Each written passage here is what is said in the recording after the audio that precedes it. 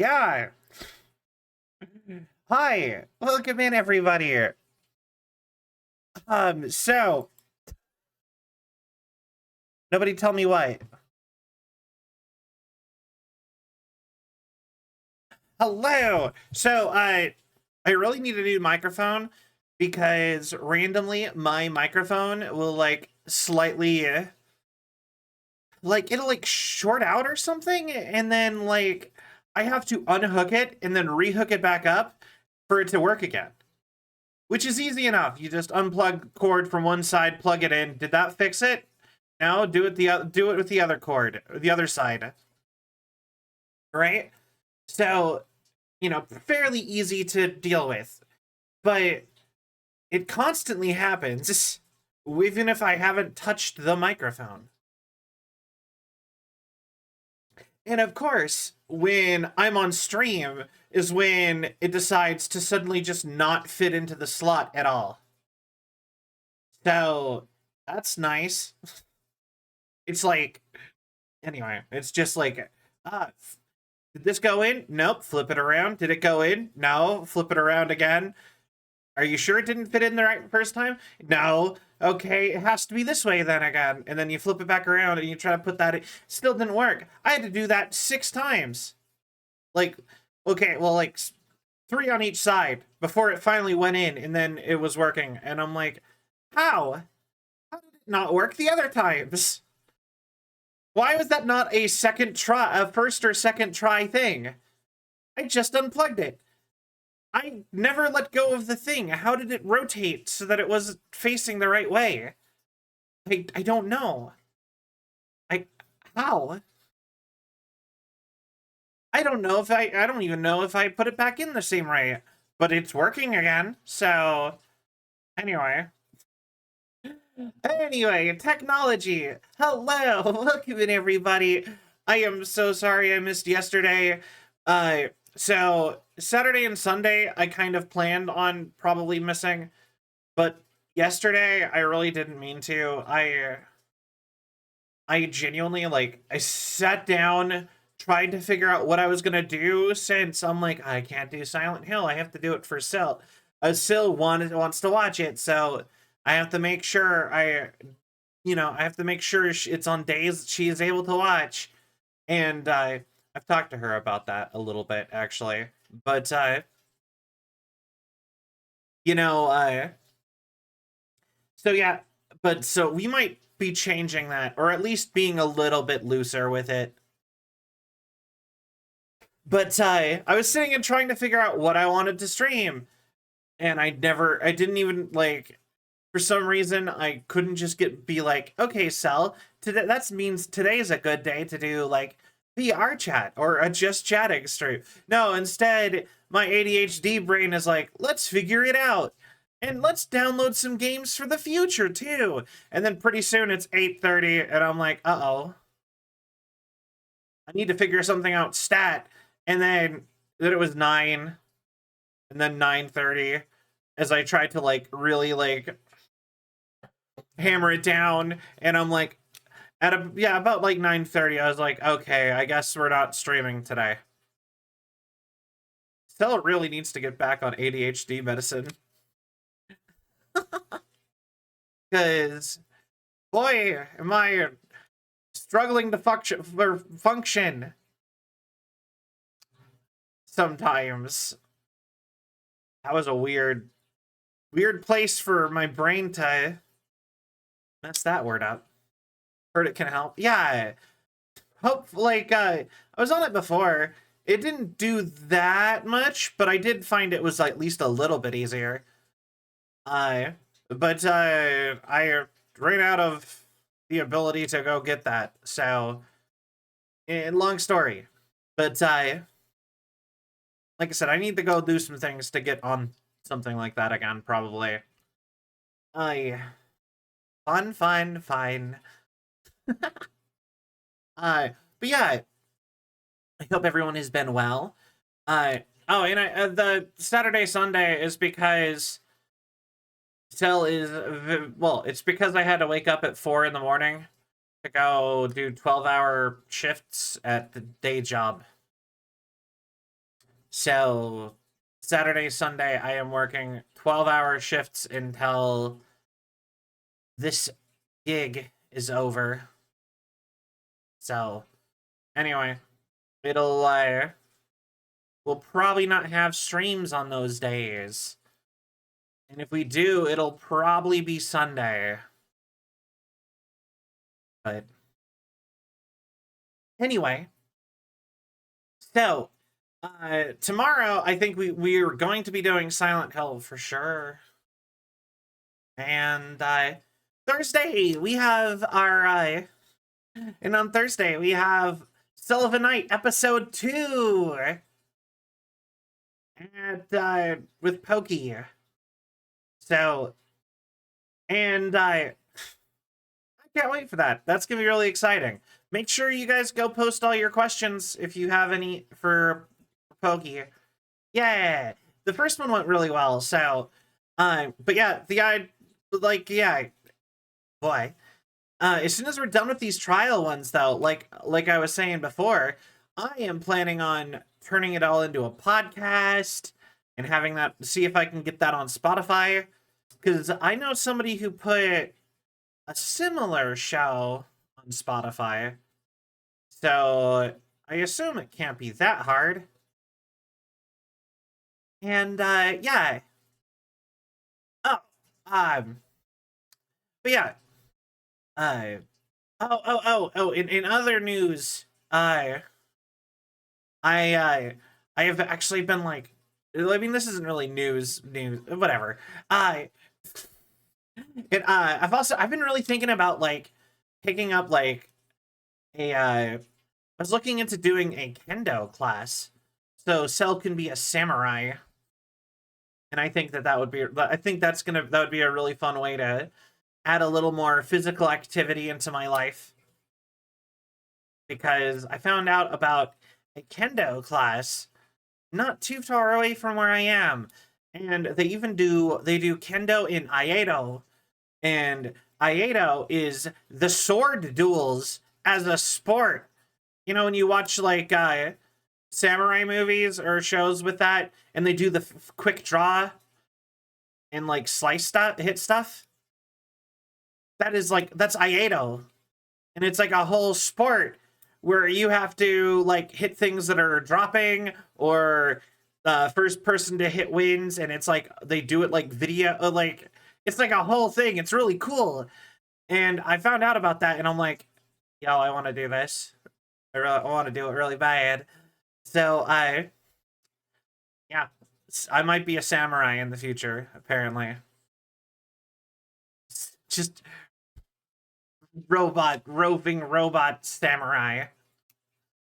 Anyway, they have a class for that, and I was like, I just think that that's so cool. I really want to go do that.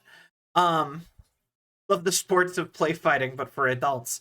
I mean, yeah. I mean, you have to wear armor for it, and you're doing it with like a wooden stick, basically. So, like, it's gonna hurt a lot. But then again, I remember when I was a kid, back in my day, why did I go to say that?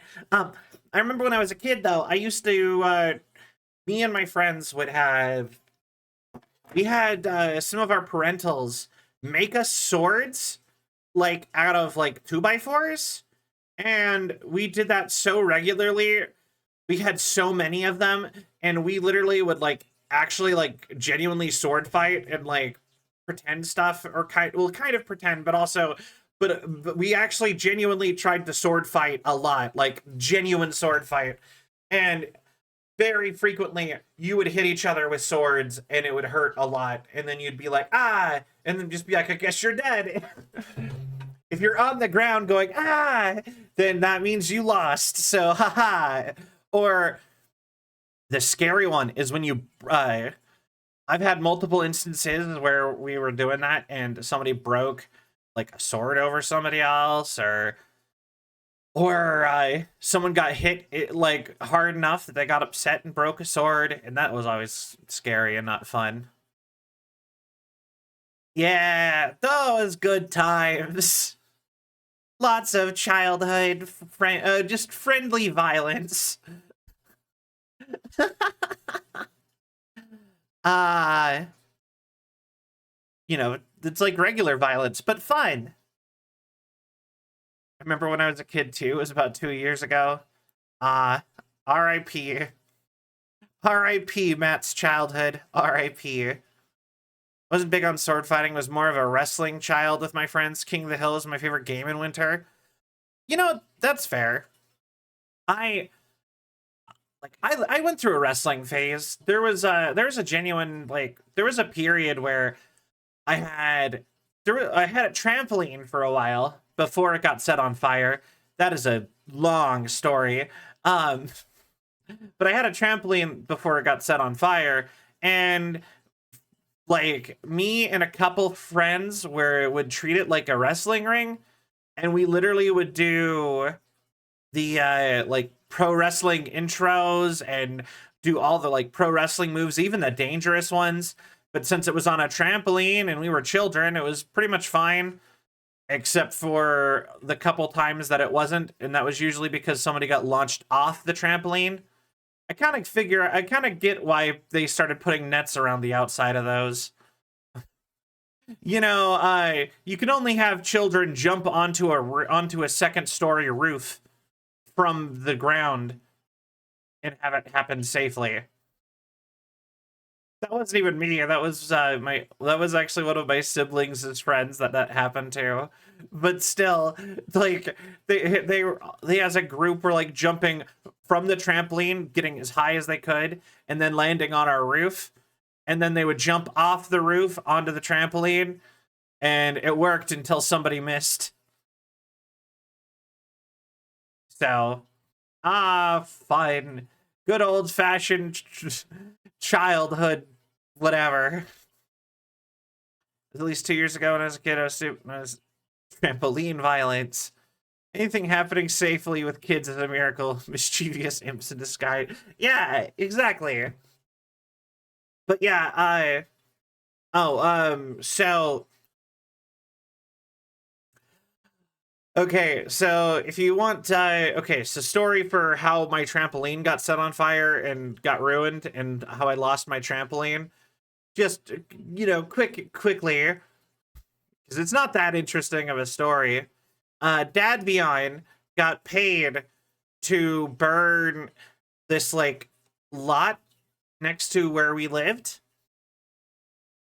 and essentially it got overgrown with weeds, and not even the friendly weeds. I'm talking the kind I mean, just tall grass or whatever.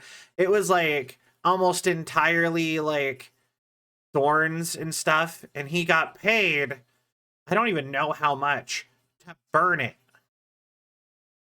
And it went well as far as that project goes, but you know how fire is, it likes to move.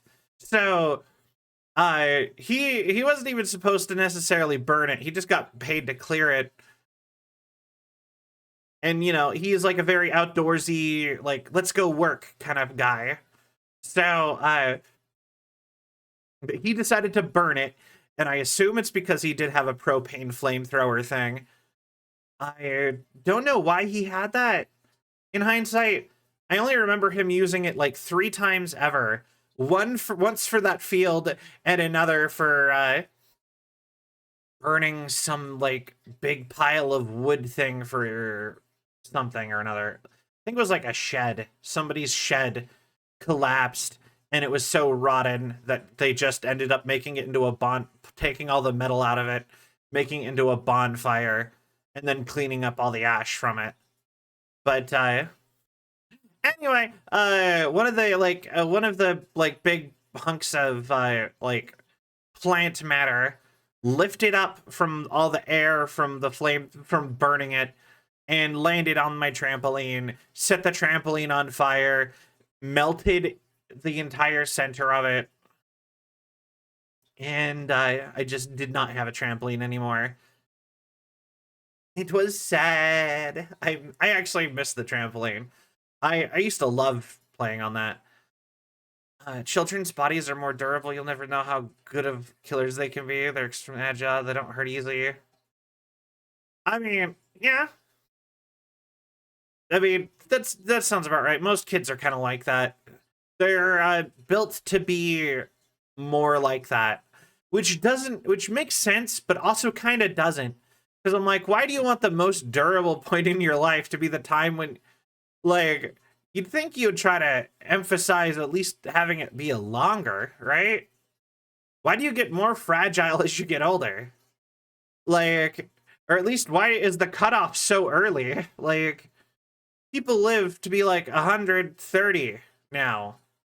I think that they're saying that like it might be as like high as 150 like going forward, or even higher, maybe even higher, who knows. Like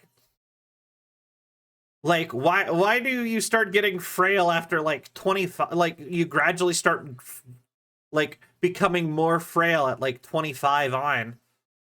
Like that seems kind of unfair. At least now, no, maybe pump it up to like 50 would make more sense biologically. I don't know. I am not a biologist. I counter that with our general body design. This is really that big a leap? I mean, to be fair, our body design is terrible. Like the human ankle is like one of the worst designed ankle like mobility things in like the entire animal kingdom.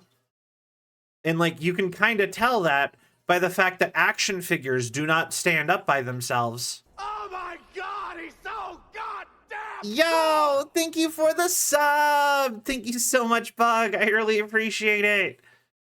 Yo, 2 months. Let's go. Zephy, hi. Zephyr. Hi, welcome in. How are you? But yeah. Hey y'all. Mercury, hello. What? Alright, I'm doing good. But yeah, what was I saying? It's yeah. But yeah, I used to have a trampoline I'd go play on all the time, and then it got set on fire. So but yeah, I was honestly, after the trampoline burnt down though, it was mostly I was more of a get sticks and swords carved by our parents and turned into weapons that we would fight my friends with. And actually like, and it's just like whoever got hit and couldn't keep going lost. And that's how, and it was a thing that I'm like, how did I not get more injured? Hi Immortal, welcome in. What do you mean? What are you wedding about? How does a trampoline burn down? Oh, Dadvion was burning our neighbor's lot. He got paid to do that.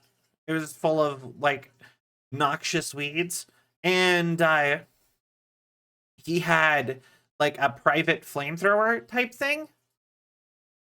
You plug it into a propane tank, it shoots out fire. I don't know why he had that. I wouldn't be able to give you an answer on that one. But he did use it to go burn all the noxious weeds in our neighbors. But you know how fire is, and it generates updrafts, and you know how fire wants to move. It burned the section of the fire, or burned a section of all these weeds, and since they're really light, because I think they're basically like tumbleweeds, one just flew up and landed on my trampoline and burned my trampoline. Set it on fire, trampoline was gone. Hi, Bug. I did. I did see your invite, Zephy. I'm not sure if I'll be able to make it just yet. I haven't actually looked. I did see but I did see it.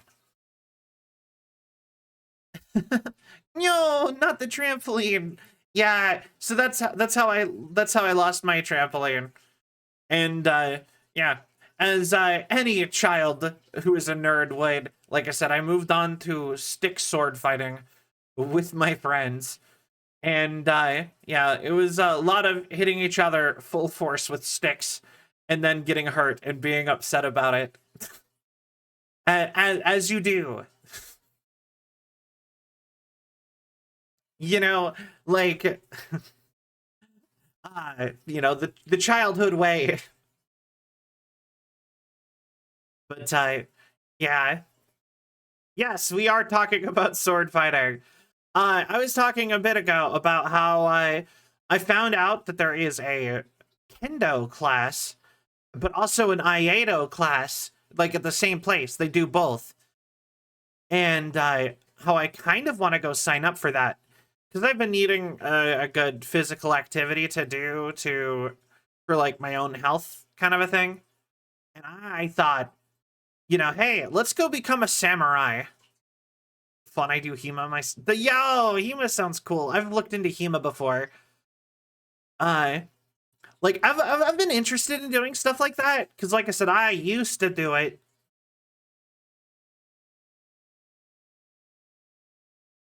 Oh wait.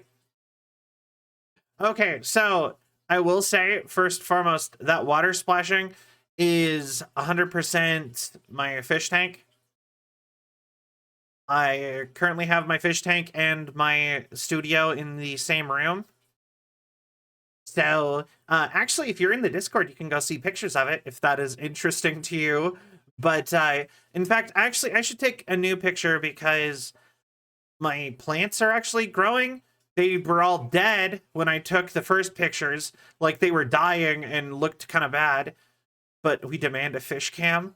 I do not trust myself to do that without somehow doxing myself.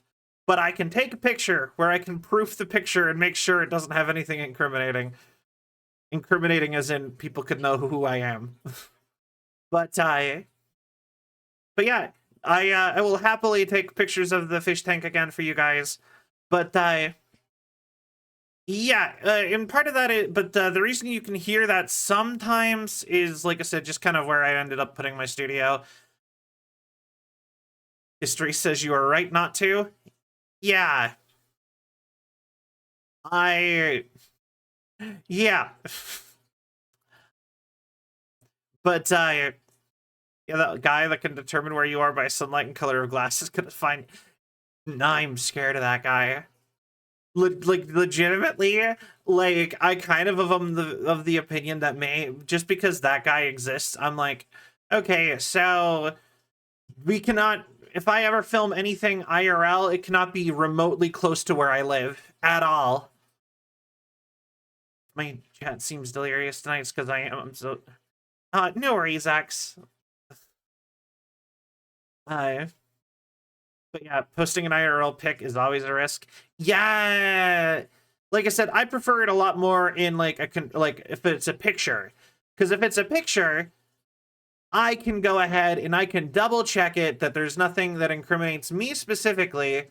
And if I don't do it anywhere near my house or in any way that's like figure outable, I guess, then it's fine.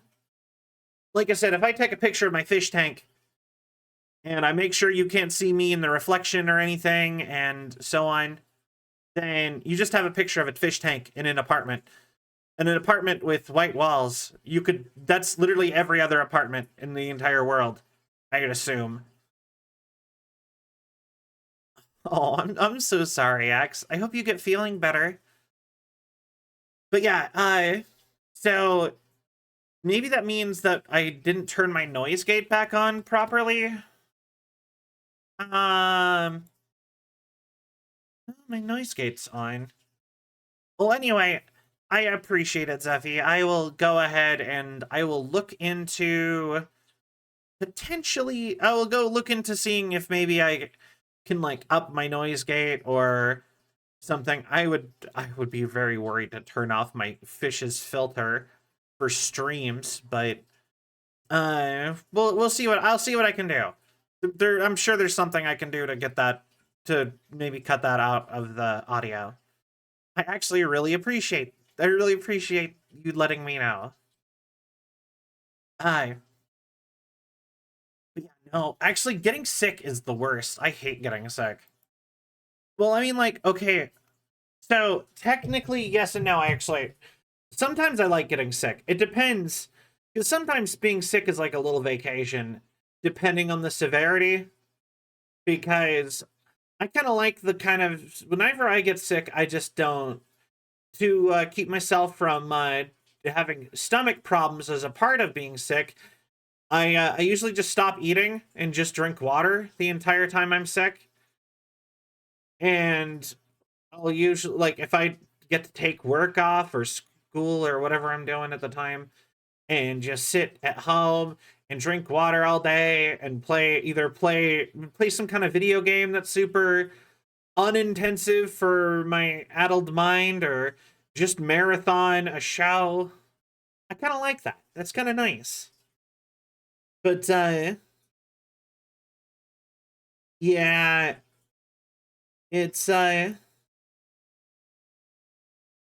yeah, you know what I mean? It's like when you get to be that kind of sick where it's like you don't feel too terribly bad, but you know, you can like do a little bit of stuff. That's kind of nice. I kind of like that on occasion.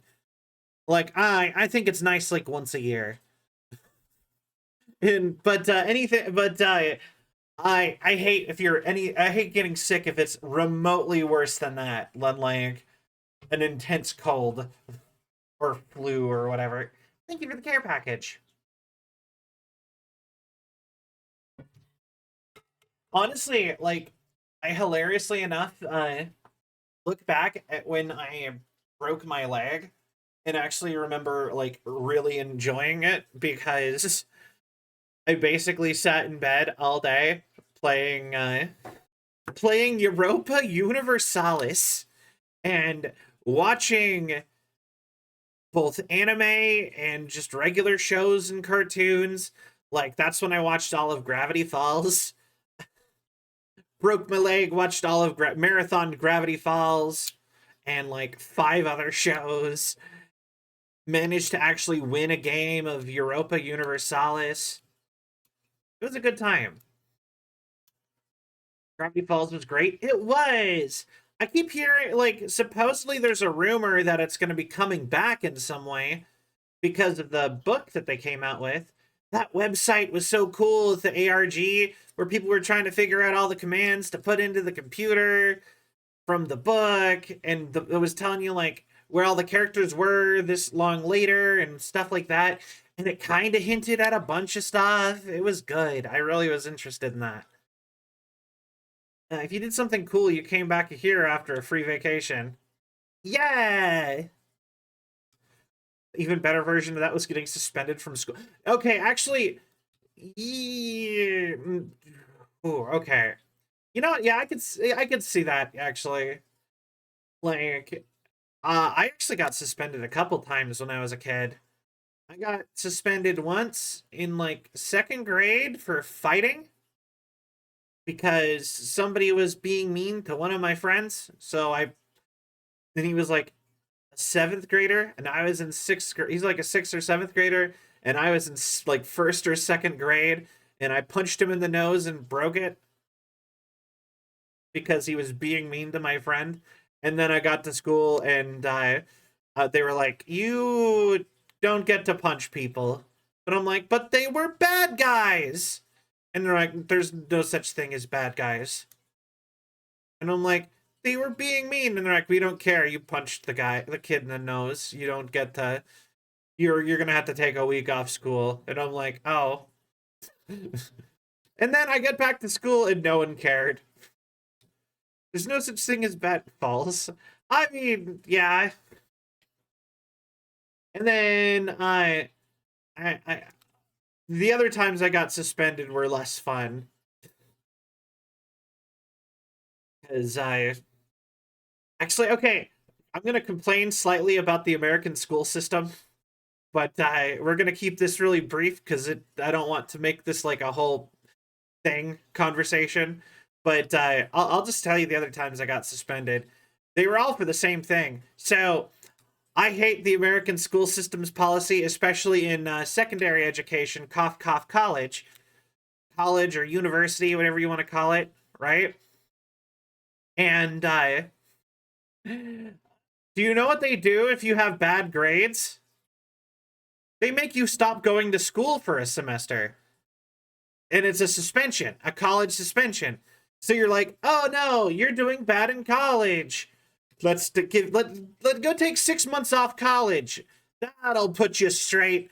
You'll come back and you'll be able to come back and do school.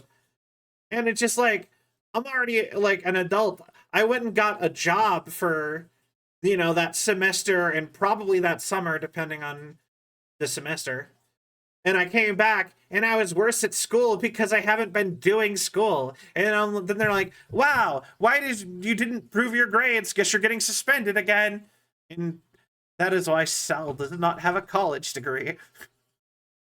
Is I got like a D plus and then proceeded to get suspended repeatedly until I had Fs. And then they were like, wow, maybe you're not cut out for college. And I'm like, maybe it's because of you. Maybe it's your fault. Yeah, don't, like I said, I hate that. And I'm like, that doesn't help anybody. All it is you figuring out a way to basically steal money out of people's pockets, in my opinion. Because you're just like forcing people to have to, like, if somebody is serious about trying to go to school and then they didn't do well, and you're like, all right, you're suspended for a semester. Come on back next time. Then you obviously you're going to try to come back, and then you come back and it's just like, and you're, you know what I mean? It's the whole thing. Like, they were just like, yeah, if you failed at all, you're not getting through college. So let's try to weasel a couple more semesters out of you. I'm like, I'd rather they just kick me out. You got a D plus, get out of here. And I'm kind of like, I am paying you now. This isn't even taxpayer money. Just let me stay. Keep going. What's wrong with you people? I will keep paying you to let me stay here. Some kid tried to pick a fight with me. Didn't tell you until he insulted my mom. And so I was listening to my reasoning for my actions as a kid, so I had 0 punishments at home. Yeah, actually, I've had similar situation. But I had different levels if I fought somebody. And like, did you fight somebody? If you got in a fight and I got in trouble, it'd be like, what was the reason? Was it a good reason? And so if the answer was no, not a good reason, then I was in trouble. If the answer was a good reason, the next question is, did you win? If the answer is yes, then I'm not in trouble at all. Except for with whatever the school system wanted. But if the answer was no, then I still got in trouble. That was my parents' thing. They're like, if you're going to fight, you have to win. But don't fight people. And that was like my dad's policy with that. Try not to fight people, but if you do, win. But it's because they don't want you to kick you out, but they also have to worry about their stupid statistics to get you to quit on your own. Yeah, well, I mean, like, I would say it's predatory practices. Do with them wanting to keep their stats. College costs too much. That, too. On a side note, I once got punished in school for doing too much schoolwork. I could see that, weirdly enough. That's terrible, though. All right. Rest well. Good night, Zeffy. Rest well. But yeah, also on that same note with the college, do you know what I really hate as just by principle? Generals. Why are there generals in college? Just since I'm on this rant already, kind of. Why are there generals in college? Like, all right, you have to go take all of these classes to go to college for the thing that you needed to do. So you have to take general studies to go to school for the thing that you actually wanted to get the degree in. And it's like, why? Why was this not in high school then? If everybody has to do it to go into college, why was this not high school? And they're like, you didn't need it to graduate high school. Then why do I need it in college? It has nothing to... High school geometry, or college geometry, does not have anything to do with the degree I'm pursuing. Thank you very much, school system. But you need a math credit. Why? I'm not doing math. Grr, I hate that. Yo, burritos. Burritos are awesome. I'm sure school self did like a week's worth of math works, got sent to the hallway as a result. Ew, I'm sorry. That's that's terrible. But then again, I knew some people who got out of tested out of classes on purpose just so that they could just sit at school and do nothing, basically. Like just I guess hang out in the library, read books for a semester. Uh my school had the option to take an elective that was going to church, basically at one of the next door churches, and religion was it never, and I was just like, I'm not religious, and I took that class, and they're like, oh, which church are you going to? None. And they're like, you can do that. Literally my secretary was like, you can do that, and I'm like, I'm gonna do it. And so one of my semesters of high school, when I got to pick my own classes, I didn't go. I basically chose to have an elective of a free period. It was actually really funny. I loved it because they technically can't grade you on that, even if they're required, even if they have policies that make it so that they can do that, have that as an option. So it's just like, I'm gonna go read Harry Potter or something in the library for an hour. Anyway, Harry Potter. Well, actually, I mean, I think I was already done with all the Harry Potters by that point. I think maybe I was what was it? What was the big books I was really big into in high school? I think maybe Cirque du Freak. I really like Cirque du Freak. Cirque du Freak, Ranger's Apprentice, the Moneta. That one kind of was freaky. The Church of Redwall. I never actually read a Redwall book. I'm very familiar with Redwall as a concept, though. I had a lot of friends who were really into Redwall, but I never read Redwall. I'm just sorry to say. Oh, I also read all of the Scott Pilgrim books while I was in high school. A couple other books like that. Oh, anyway, I read a lot, which is funny because you should try them. One of my favorite series of all time. You know, I 100% would actually sit down and read the Redwall books. That actually sounds like a good time. Oh, wait, actually, there was, I don't know which year it was, but I did go through a year in high school where I was like, I'm gonna read all of the classics. And it was and I went and got OG copies of Dracula, Frankenstein, Robin Hood, and King Arthur. And I read the huge old novel versions of those. And it was actually so cool. I also thought about and Three Musketeers. I read the original Three Musketeers. Supreme, yo, what's up? Like Game of Thrones, except without the nihilist. Ooh, not a fan of good old Georgie,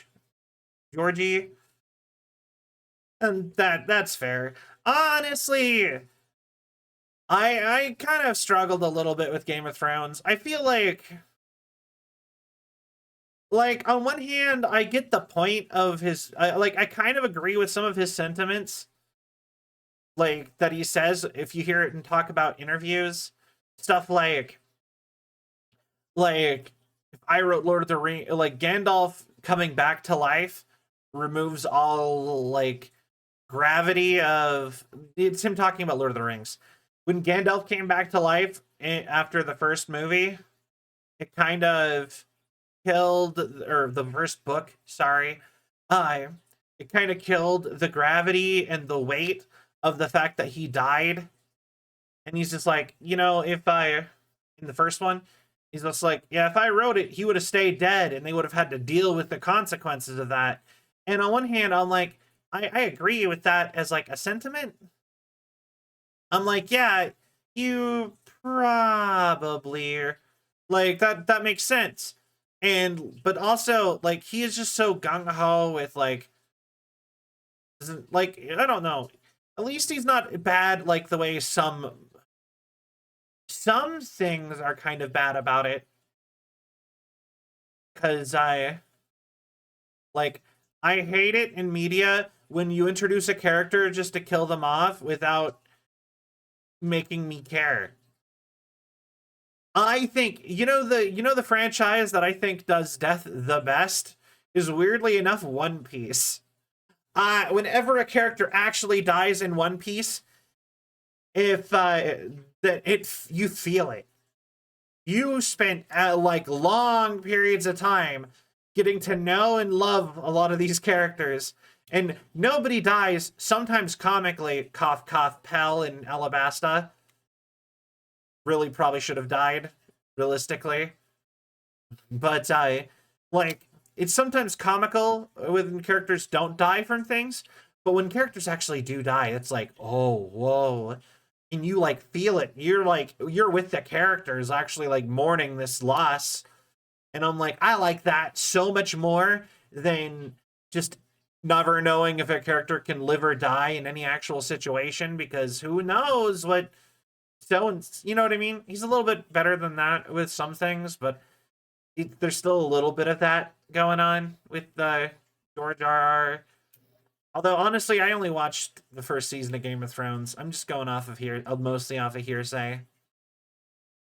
And most of Game of Thrones, after a while, you realize he just kills people off or puts a violent sex scene in when he runs out of ideas for the current plot thread. Result of permanent death without using it as a hammer for bad plot structure. Yeah, like I said, a lot of it is just like things can be done better or worse by different people, and sadly, it's really hard to find the perfect author for yourself or the perfect like creator of a work. You know what I mean? Because like realistically, you yourself are the best author for the best book for you if you actually sat down and wrote something. Like the only way you can truly get something that you actually want is to do it yourself, which the Thanos method. Fine, I'll do it myself. But yeah, I don't know. Like I said, it's kind of hard to find like the perfect things to like read or watch or go, because like nothing. Like I hate it when you like. I get this a lot with anime, but most because I don't read books as much anymore. I'm sure I got it with books at one point too, but I I get this a lot with anime where I'll watch like one episode and be like, "Oh, okay." And then I'll watch like episode 2 and I'll be like, okay.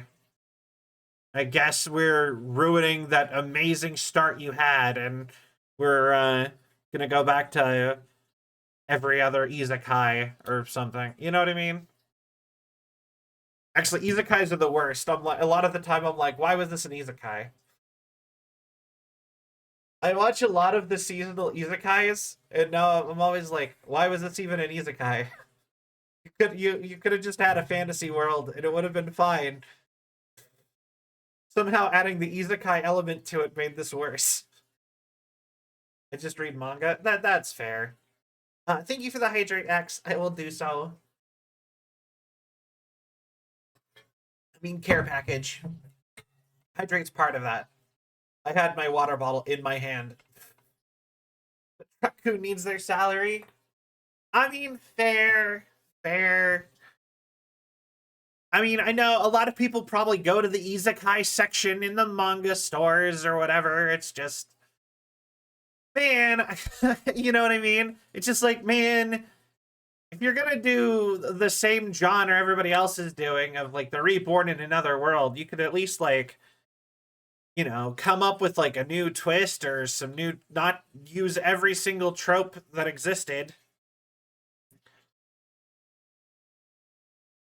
You know what I mean? It's like, it feels like they just throw it like darts at a dartboard to try to figure out, hey, what of the stereotypes of isekai are we going to include? Or actually, it's more like they have like one dart, and they're like, what are we going to ignore for normal isekai? Hi, Doublegated. Welcome in. How are you? Ridiculously oversaturated, so don't blame the authors unless it's egregious. Ah, that's fair.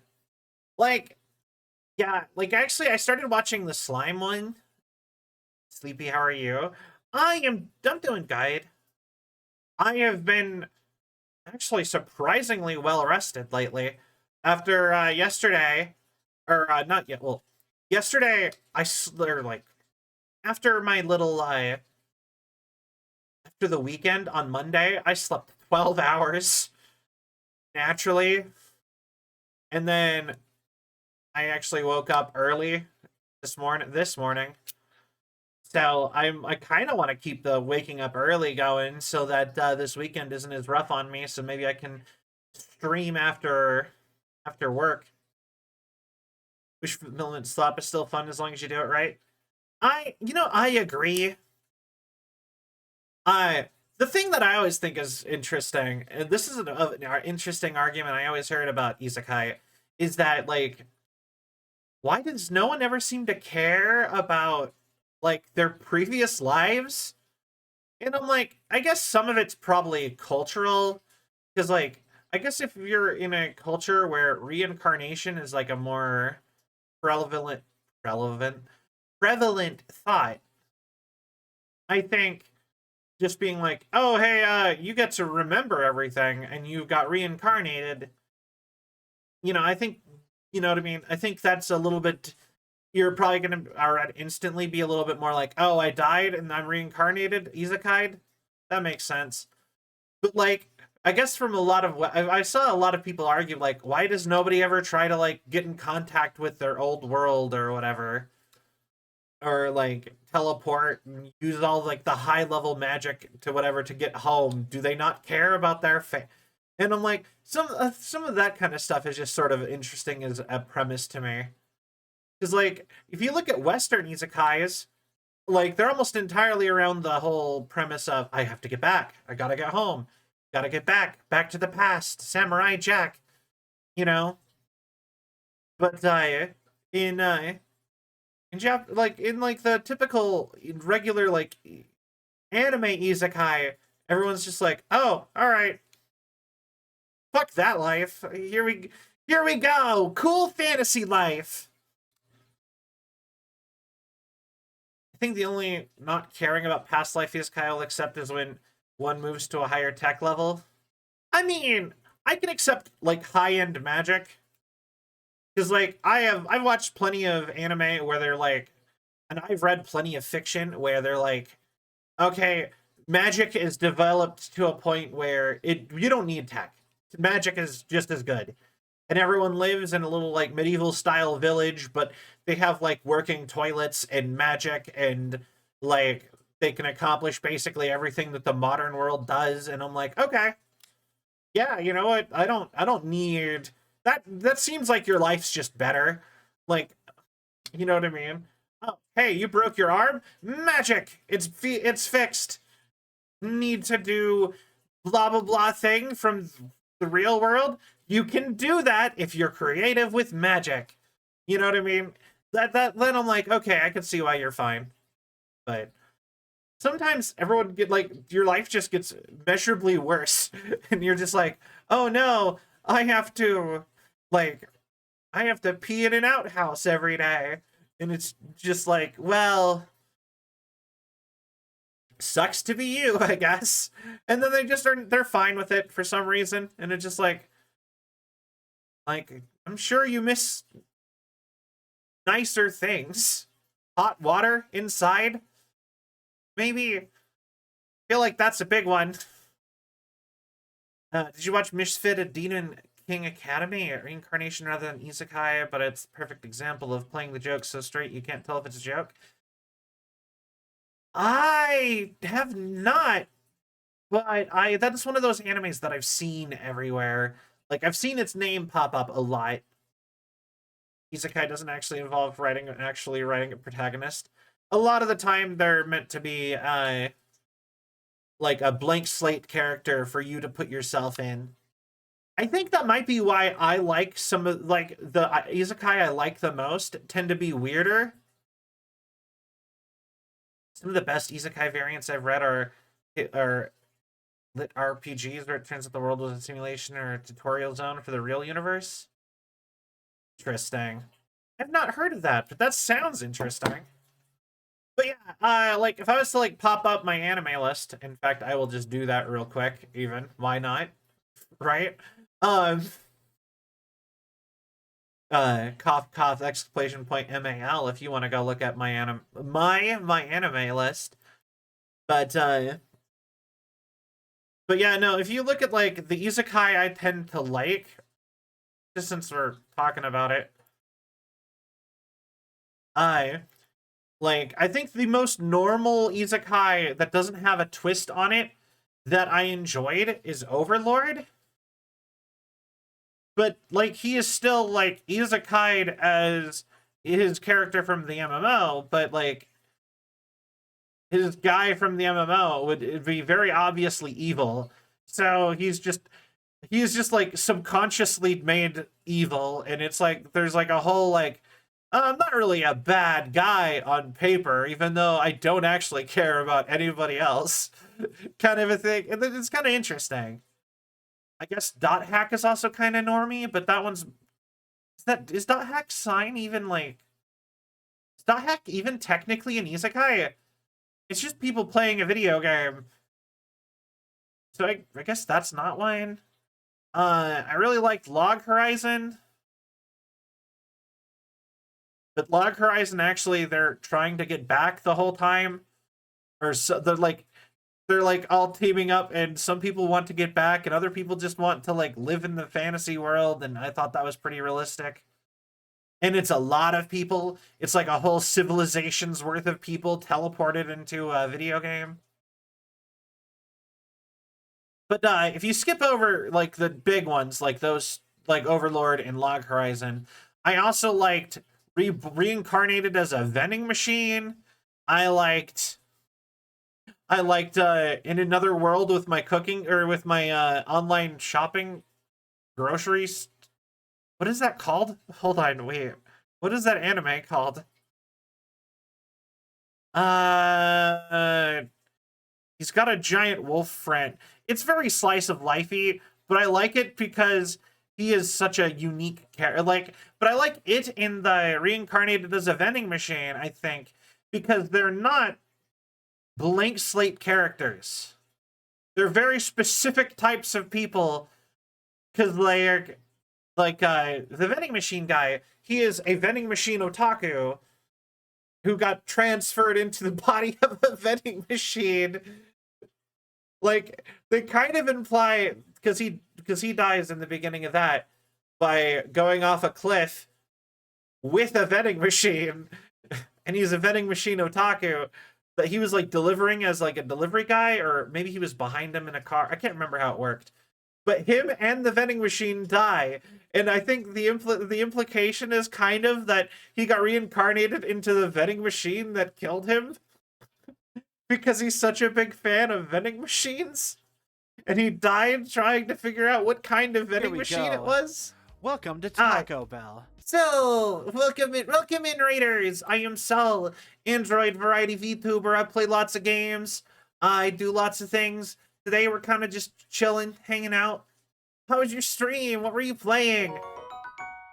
Yo, Emperor Vorthin, thank you for the follow. Welcome to the Selvian Legion. I hope you have a cell of a time. The greatest real. I love the greatest estate developer. That is a really good one. Raid attack. Yo. But yeah, how was Resident Evil Village? Or 8. RE8. How was that?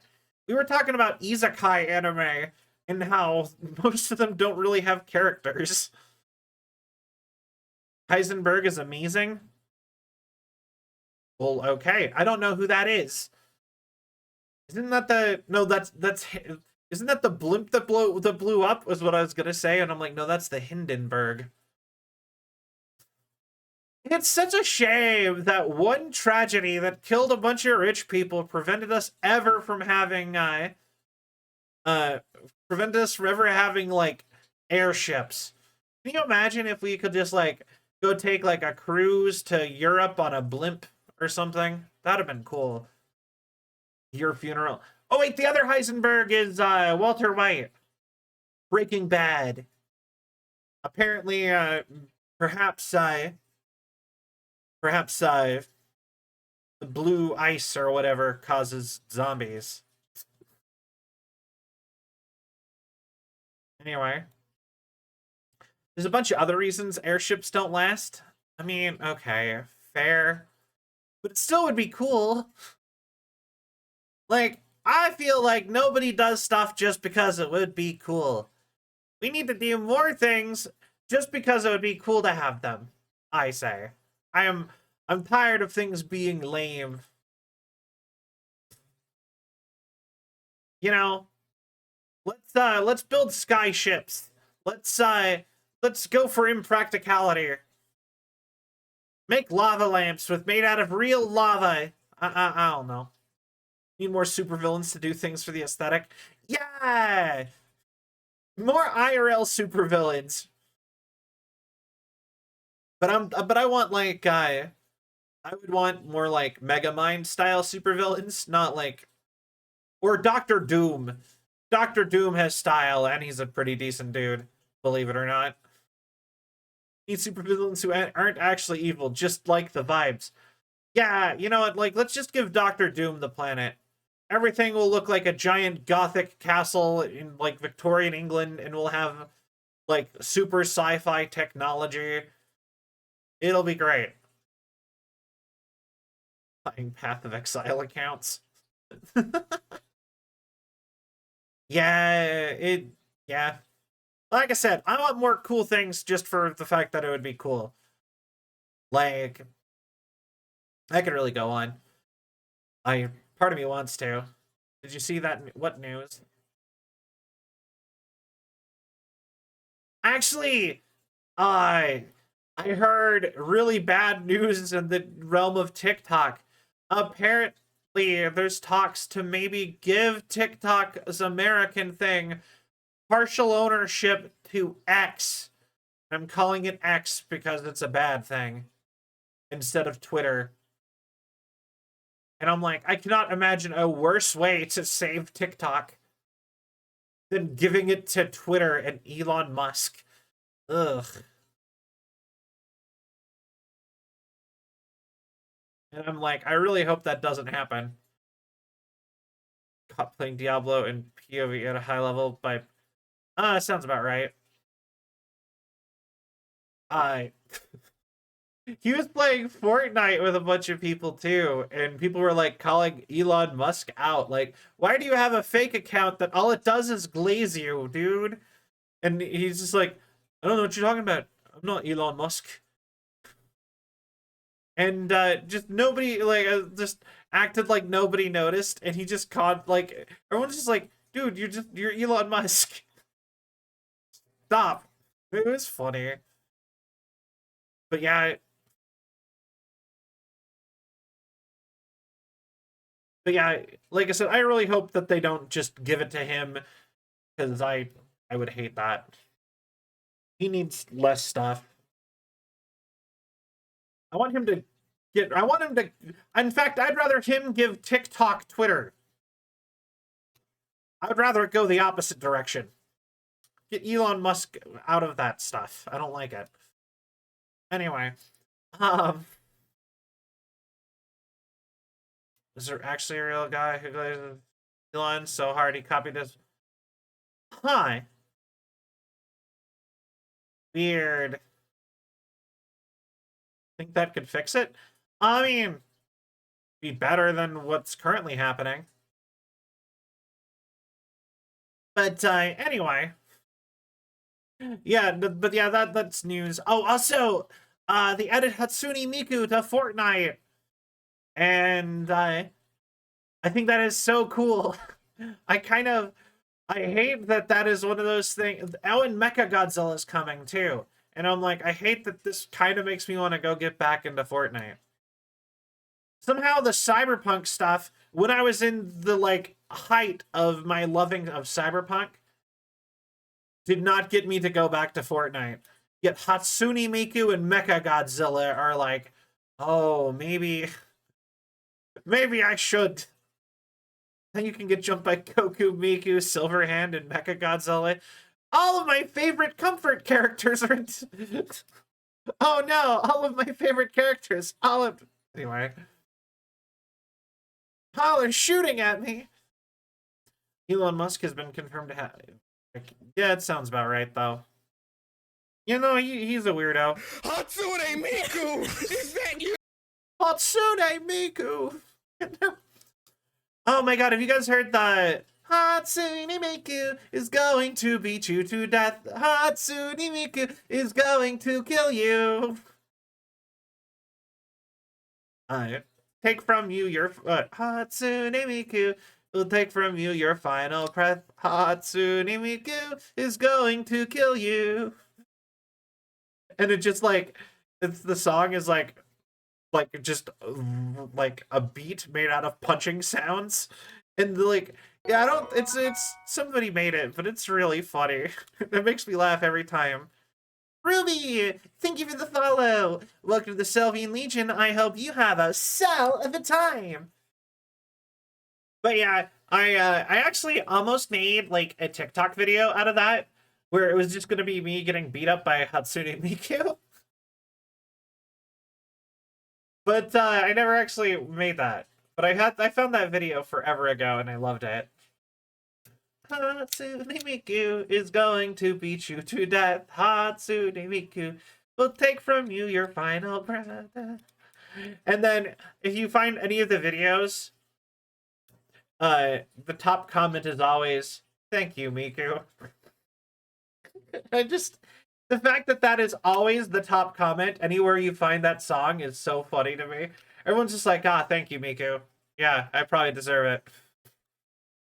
Something to that effect. Thank you. Just like, yeah, alright. It's fine if it's Miku. I can die for Miku. Can easily get a bunch of people in Miku avatars to jump you in VR chat. I mean, yeah, that was like the idea, but like I said, I never ended up going through with it to making a skit out of it. Honestly, I get a little bit on the... sometimes I'm a little bit lazy with stuff like that. Because a lot of it is, like, you have to, like, really, like, plan out exactly what you want to do, and then you have to find a zone, like, a zone to film it. Like, it's Sonic the Hedgehog. You have to find somewhere to film it in, like, VR chat, usually. And then, you know, so then you have to, like...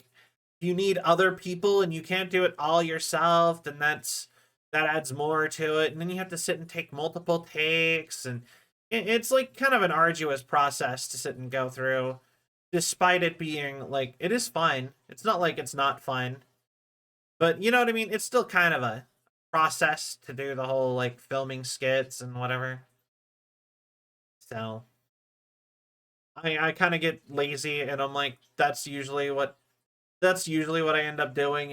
What I usually end up doing is just posting forward like clips from stream. It's just kind of a little easier that way. Although I know that's probably not the best thing to do, but what have you. So you gotta hang out with friends regularly in VR chat so you can make skits whenever you feel like it. You're not wrong. I probably need to hang out in VR chat more. I used to be in VR chat all the time, like constantly, like a couple years ago. But recently, like I said, something about it just, I'm like, I don't know. Every single time, gotta put my headset on and figure out my hair so my hair doesn't get messed up. I have to make sure all my controllers are charged. And then, you know what I mean? It's something about that just starts making it feel like a chore too. I don't know. Also, it doesn't help that when I get on VR chat, I am more paranoid about bothering other people than I am in IRL. Something about sending somebody an invite that pops up on their screen while they're playing VR chat feels more like I'm interrupting them doing something. You know what I mean? So, like, not only do I kind of feel more like I'm bothering people when I'm online, but also there's like this barrier to entry to like, it's a little bit of it's effort to like get in. You know, like I said, have to anyway. Like, and it's not even that much effort. It's like just like the fight. It's like the difference between go make yourself dinner and go eat a snack kind of a level of difference. You know what I mean? Like, sure, in the scheme of things, it's probably better to just go eat a meal if you want food and, you know, be good for longer. But, like, you know, if I just eat snacks all day, then I don't have to actually make anything. I can just keep taking a handful of almonds from the bag. You know what I mean?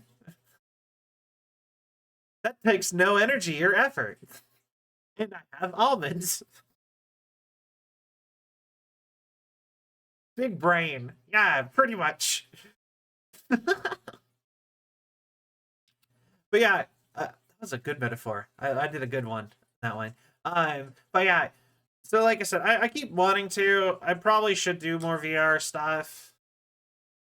Something about it is just hard for me. I've been working on it. I'm trying to work on it. I know that, and I know that a lot of the people who I hang out with, and a lot of the people in like adjacent communities for me, like people I'm friends with who I interact with a lot, do a lot of VR. Cough, cough, Sill, Pokey, uh, Loomy, Chonks, Luton, etc. I could go on. They all do a lot of VR stuff, but like, I don't know. For the last couple of years, it's been like a chore. So something about it feels like a chore. Yet I always feel like I need to leave it plugged in all the time. So just need to log in and thirst trap people with self. Like there's another. I don't want to do that kind of stuff. The art chat comes off so lewd to me, and I'm like, I'm not like opposed to lewd stuff, but I'm not really like a lewd person. And so like when I think of VR chat, my first thought is actually like barely clothed e-boys and girls and like ERPing, and I'm like, do I really want to get on interact with it? Yeah, and it entirely depends on who you hang out with.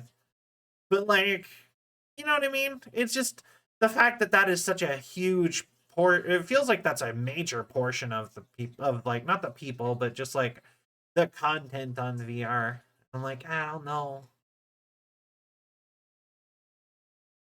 And anyway, and this is not even in a judging thing. It's just like I don't know. I don't know where I be with all that. That's a major surface level. Yeah, I know it is. And I know most people aren't like that.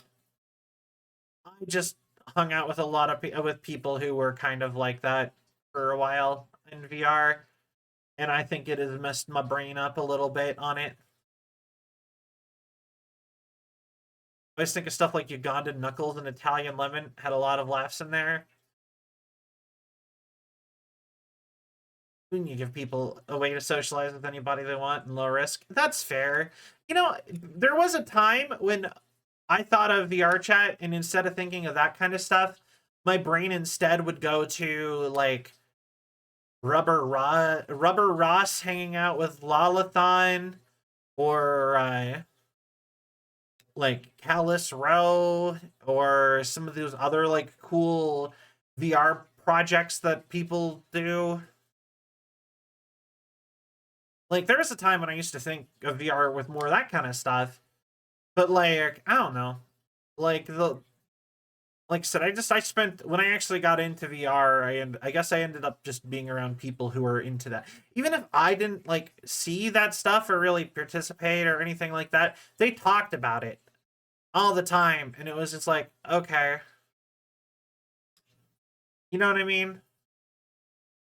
Put a different sort of perspective on the community in my brain, I guess.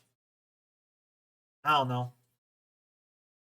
It's all those things at once. The problem is it's better to yeah. Also, and this is probably like social anxiety or autism or something another thing that I deal with.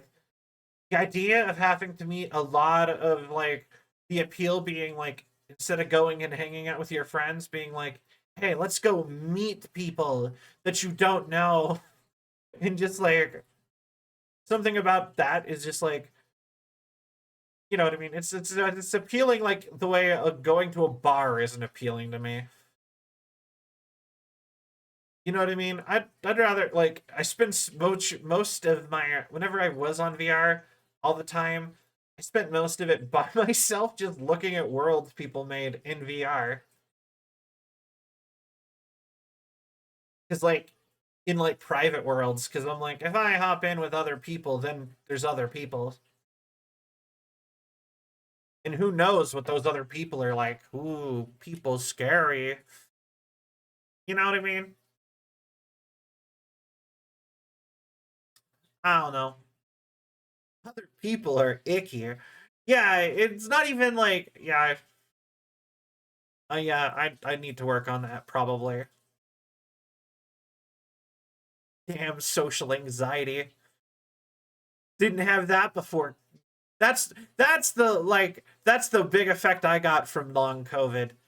Some people are like, "Oh no, I you know, I keep coughing or I can't run anymore or lost the ability to sing or whatever." And I'm like, long COVID gave me so crippling social anxiety that I didn't used to have.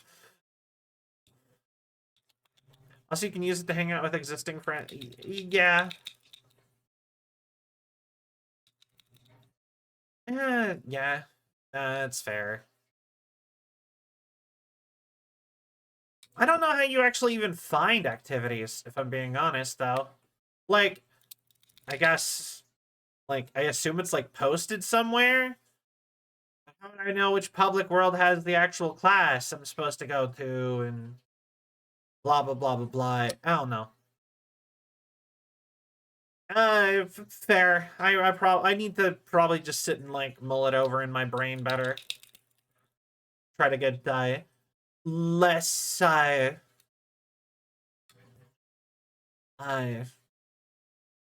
yeah. Get less weird about it, I guess. But I don't know. Like I said, I have a lot of little weird things that I get weird about, and I'm like, why am I like this so often? Like the bar thing is another one. I'm like, why can't I go to a bar? Like, when I turned age, able to drink, I went to the bars a couple times, and it was fun. Like time one, or even maybe time two or three. But then afterwards, it was just like, this isn't fun. Like, why am I here? And then it was just like, why, why am I coming here again? I feel like I'm supposed to. Like, oh hey, I had free time, and money, and I'm over 21. Ooh, let's go get cronked. Go to a bar, drink one drink. I'm bored out of my mind, and I'm not having fun, and I feel sad. So let's leave. I'd rather go home and like watch anime or something. Play a video game. But yeah, I can show you the world. Yeah, no, I have been on VR for a while. I haven't been on for like a year, really. Other than if you saw me stream, that's the only times I got on VR. But there's like a year or two ago, I kind of actually really got my start as a streamer with VR. Because I was doing VR streams long before I was a VTuber. Or not, well, not long before I was a VTuber, but like my first model, I made it to use on VR. Like, if you go look at my old 3D models, and not even the one that's like a little bit nicer in the schoolgirl uniform, I'm talking like the purple crop top and like punk rock pants with short hair, or OG Cell. Like OG that nobody probably remembers unless you were on one of the streams where I actually pulled the model up on VR. So, went to a bar once after turning 18, had a big beer, everyone else was drinking, never went back again afterwards. It felt miserable. I don't understand how people do it, Punk Cell. Yeah, well, it was like... Do I have a picture somewhere? Hold on. Give me like 2 seconds. I might have a picture of that avatar. I think I'd put it under... DeepTube stuff? Maybe?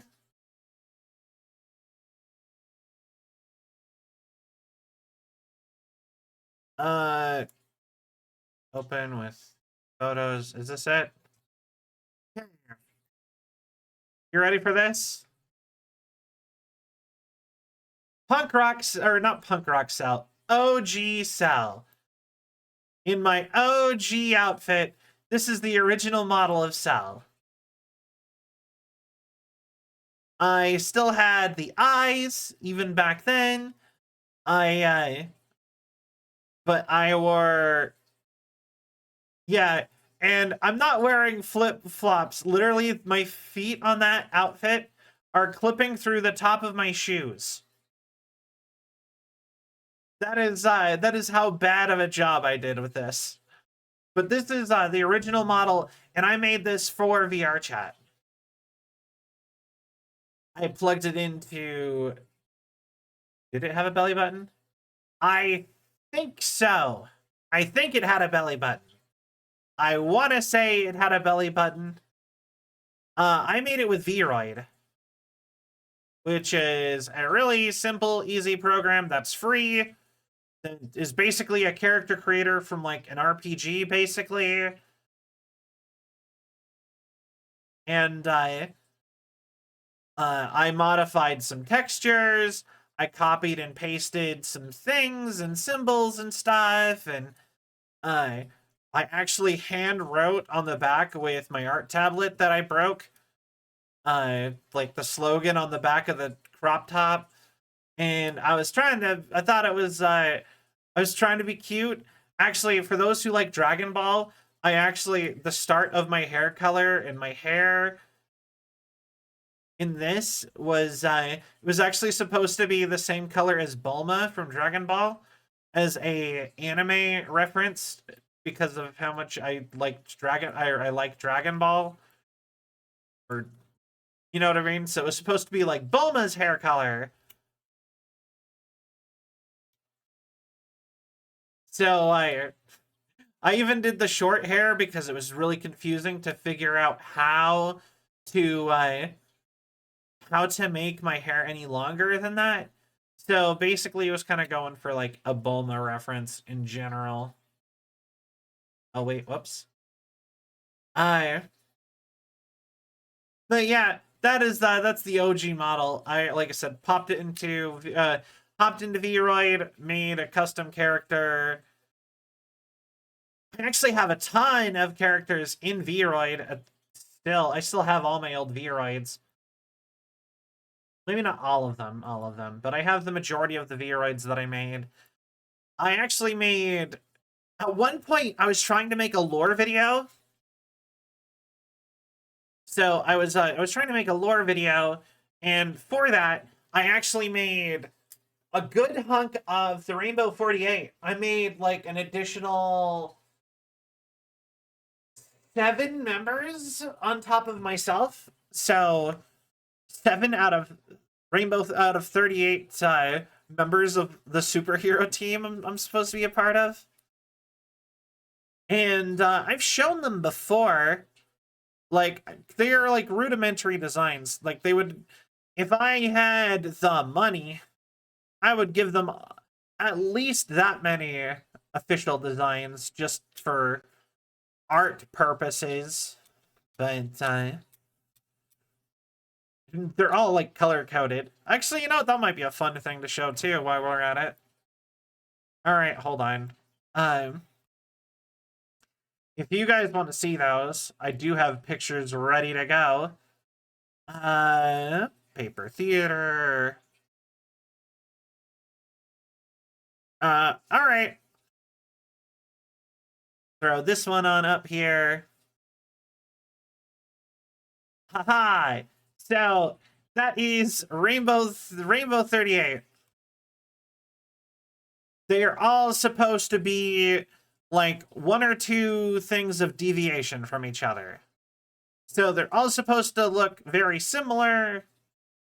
So obviously, it's so cute. Yeah, we're supposed to be a team. I couldn't design like a uniform just yet. I think realistically they'd probably wear something akin to what I'm currently wearing. But yeah, you up front you got red, you got blue in the back. Red is like the leader. If you follow Power Rangers.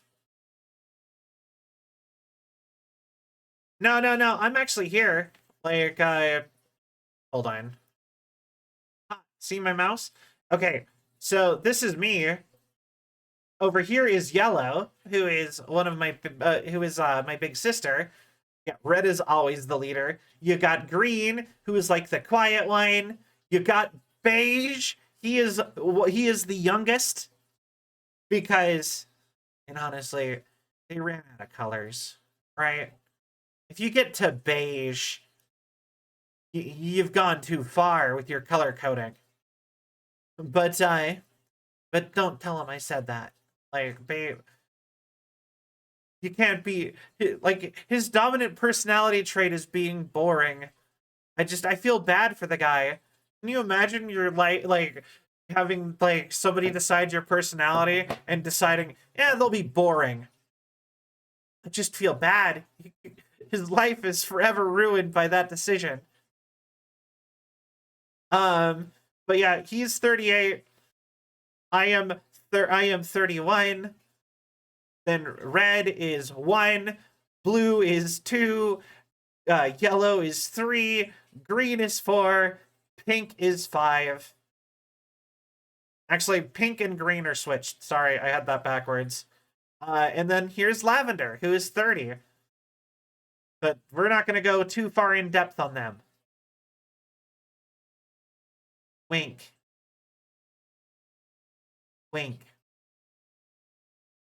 Means they're important to my lore. What about Kelvion? Where they are, they're an air conditioning company who I really wish didn't exist because they mess up my search algorithm metrics really bad. Now, my Ahoge? Well, no, Yellow's Ahoge goes forward and is like more like a Sephiroth thing. You know, like, it's the angle. And the fact that she's yellow, it makes it sort of blend in. I've seen Kelvion so many times. Yeah, that's the worst part, is that Kelvion didn't pop up when I came up with the name originally. And then suddenly they came up after I started getting some traction. Grr. But yeah,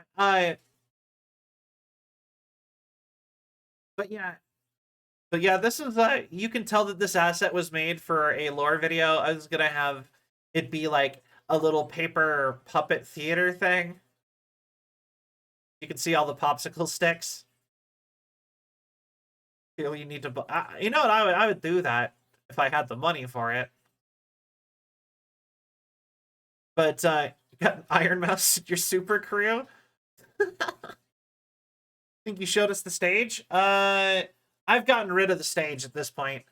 It is no longer a thing I can pop up. But yeah, I used to have the stage for it. Like I said, I did attempt to make this. I ended up dropping the project because no matter how many takes I made, I couldn't actually. I never liked how it ended up coming out. So yeah, I'm gonna do something better. So it'll be fine. You'll all get introduced to all this stuff a little bit better later. But yeah, no, this is, like I said, this is 1, 2, 3, 4, 5, 6, 7, 8 total out of the Rainbow 38. There is 30 more color characters in my that you will probably not meet. Mostly because I think that would be hard to deal with. Clearly, you need to hire a bunch of people and start a doomed VTuber agency with 37 other members. I feel like I could barely know 15 unique people, Cam. Can't imagine 38. Yeah, that, you see, in the lore, that's actually like a major detail in the lore. Because in the lore, the reason why I'm like trying to do my own thing and not be involved in this stuff anymore is because there's 38 of us. And after a certain point, it was clearly just a thing to, like, get marketing. You know what I mean? Like, if you have, like, clearly it's just like, you're just wanting more merch to sell, aren't you? You're wanting all the diehard fans to buy more t-shirts. Like, you know what I mean? It's the idea. Also, something major I did notice when I did this is it's really hard to make certain colors with my eye thing to look like they're not evil. And I need to work on that. Like, look at Red. Red does not look like a good guy in this like rudimentary model I made. Same with Yellow. Both of them do not look good. I even think Pink kind of looks a little bit low-key evil. And I'm like, somehow the only colors that look like good people are blue, green, and beige, and I don't know why. And me, I don't think I look evil, but like, but yeah, just like the fact that I'm like, how come 3 out of like all the, how come 4 out of the 6 characters I made for that, or 7 characters I made out of this, why does 4 out of 7 look like bad guys? But I think Blue could be the most evil, reveling in destruction. Maybe. Honestly, I kind of intended him to have a little bit of like Raccoon vibes when I was designing characters. But like I said, this is all placeholders. Like, they're made, all of them are made out of the best I could to try to match me when I was in the schoolgirl uniform. So, and it's all made out of a lot of default assets, and the only custom thing I did, other than, was, like, eye and hair colors and stuff like that. I didn't, and so, like, that's the secret, they're all gay. I mean, probably. I mean, I think a significant portion of us are probably somewhere on the non-binary scale, being androids after all. It makes sense. So, most of us are non-binary, and if you're non-binary, then, like, pretty much just your only options from there are basically bi or ace. So, would not surprise me.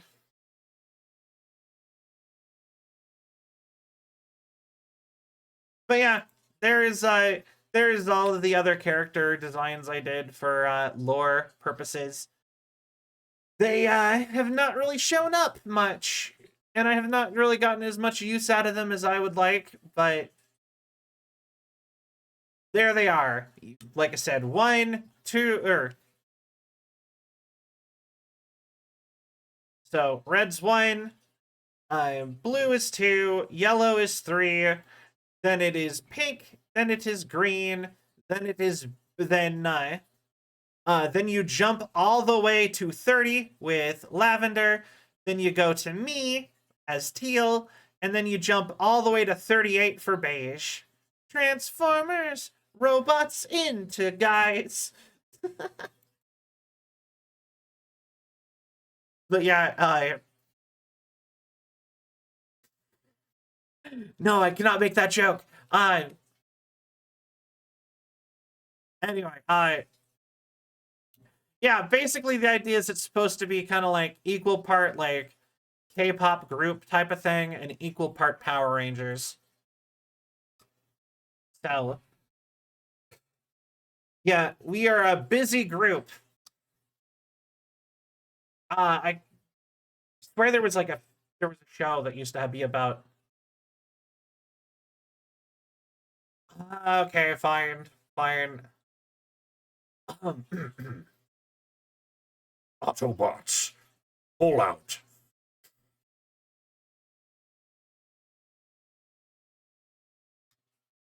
That's the joke. It's pull out instead of roll out, and it's a sex joke.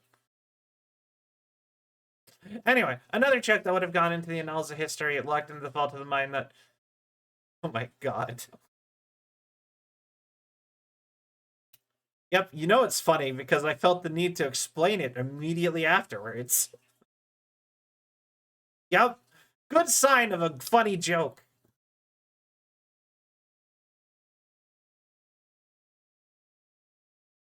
And actually, it's not even Autobots, it's auto word that starts with C.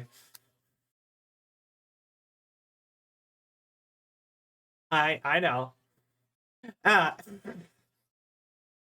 Yeah, the best jokes are explained. Yep. See, I didn't want to make that joke, and now I did. So now you get explanation mode to ruin the joke. Which is one of those things that I feel like I find funny, but I don't know if other people find funny. I ruined it on purpose, just for fun. Player. Have you guys ever watched the movie Kung Pao? Like Kung Pao Enter the Fist? Like, it is kind of a cringy, dumb comedy, but there's a bunch of like lines from that I've watched that movie like 2 or 3 times when I was younger. I have not watched it in years, and there's a bunch of lines from that movie that just are always in my brain, ready to go as quotes. And one of them is, "He trained him wrong on purpose, just for fun." Some thumbnail of a kung fu cow. Now I gotta watch it. It is. I will warn you. It is a not. It is a very lol random like early 2000s comedy movie making fun of like kung fu movies and Lion King for some reason. But yeah, no, But yeah, there's just a guy in that movie who's constantly getting this shit kicked out of him, and it's just like, and they're just like, "We trained him wrong on purpose, just for fun." Just like, and then that guy will be like, "Oh, I hit your fist with my face. How do you like that, big boy?" And the guy's like, "Okay." But that's one of those lines that's in my head a lot. Also, the other one that I always get in my head is that Taco Bell, product placement with Taco Bell. Buy burrito and chew burrito, da da da, Taco Bell.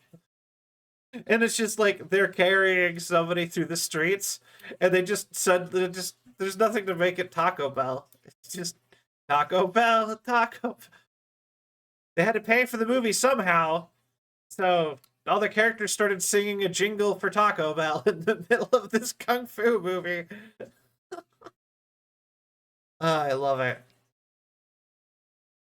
Taco, but yeah, that's the other one that's always in my head. Is this the dumb Taco Bell jingle they There we made go. up for that movie? Welcome to Taco Bell. Welcome to Taco Bell. Parody martial arts movies are almost always a blast. Oh, you know what? Yeah, I love martial arts movies.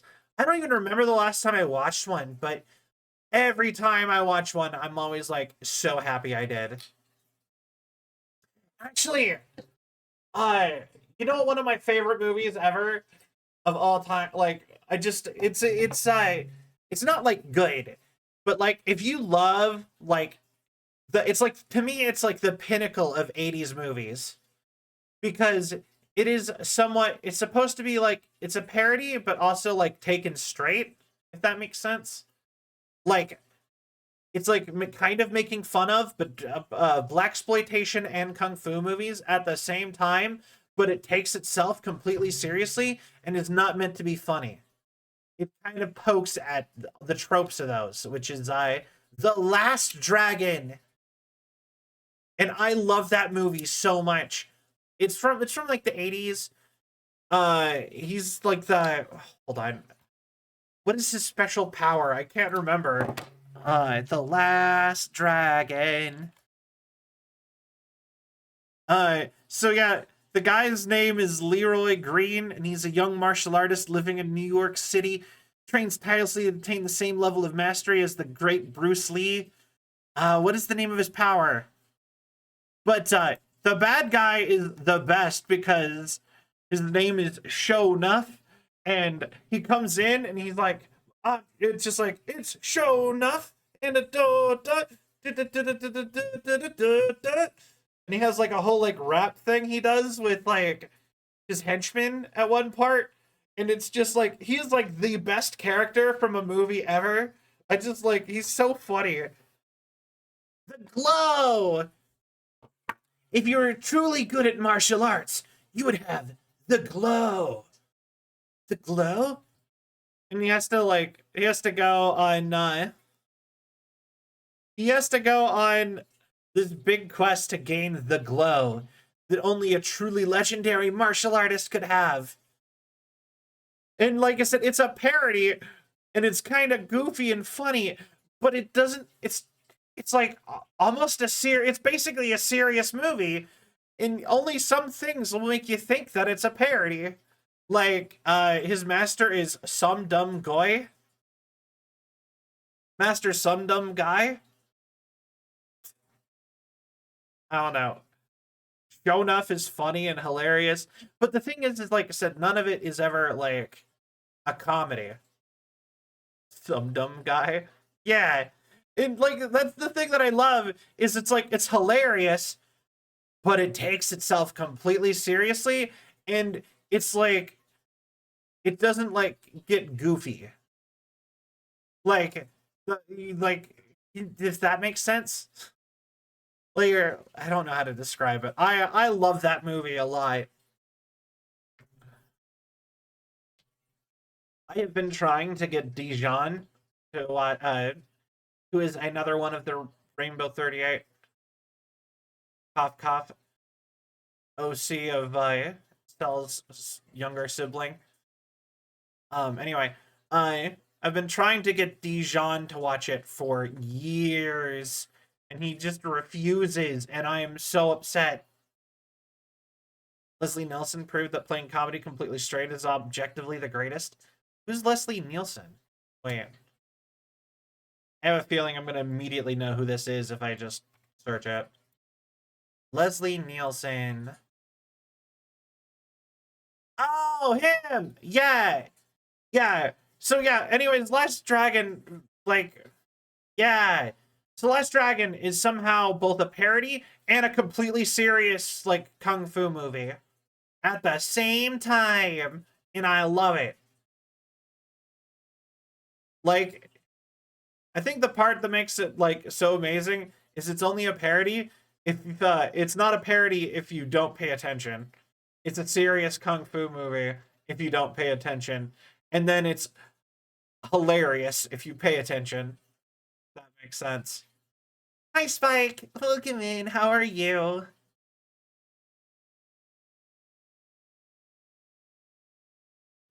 Please. Hi. EP. Yeah, fair. I feel that. But yeah, and that was also back when you would like every single movie had like an original song at the end. That is, you know what? I will say that is something that I miss. I miss like so many movies used to have like a title song at the end credits, and you'd get to the credits, and it'd be like the last dragon, you know, and you'd just be like, yeah, I totally did just watch The Last Dragon, and I'm like, the only thing I could think of that kind of comes close to that is Venom. Sony's Venom with the Eminem Venom song, like. It's like the last time I remember a movie doing that. They don't do that very often anymore, and I kind of miss that. Eeping have to sleep because I have stuffs tomorrow is sad times. Oh, I'm sorry, Spike. Have you ever seen the opening to Police Story? Just the opening credits? I have not. I cannot, or I can't say no for sure, but I can't say that I think I have. Accidentally in Love, written for the film, is the best one. I will take no criticism. That is a pretty good combo. I want the cell, not the EPs. Then I'll do some jumping jacks and drink coffee in the morning. Huh?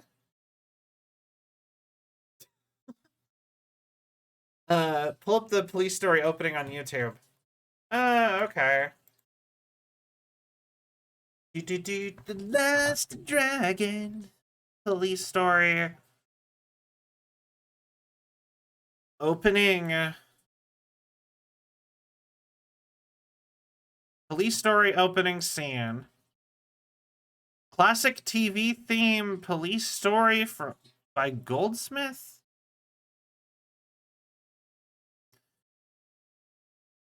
Movie? Is it a movie?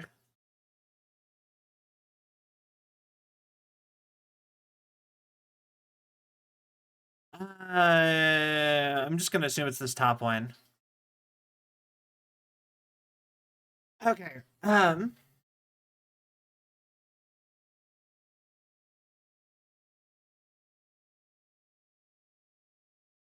don't think this is it. Police Squad. Okay.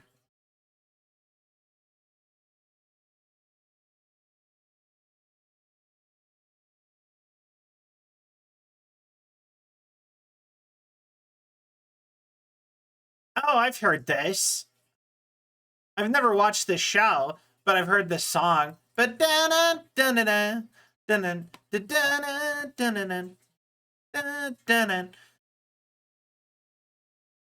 yeah, no, that's reference. I like that's been referenced a ton in stuff that I've seen.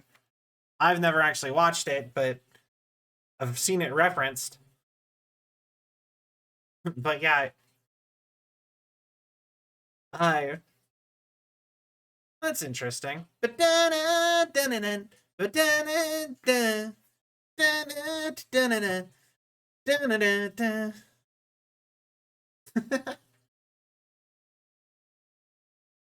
yeah, boy. But yeah, no, it just seems like nowadays everybody's too lazy to actually like pay all the stuff to, or more like they're too cheap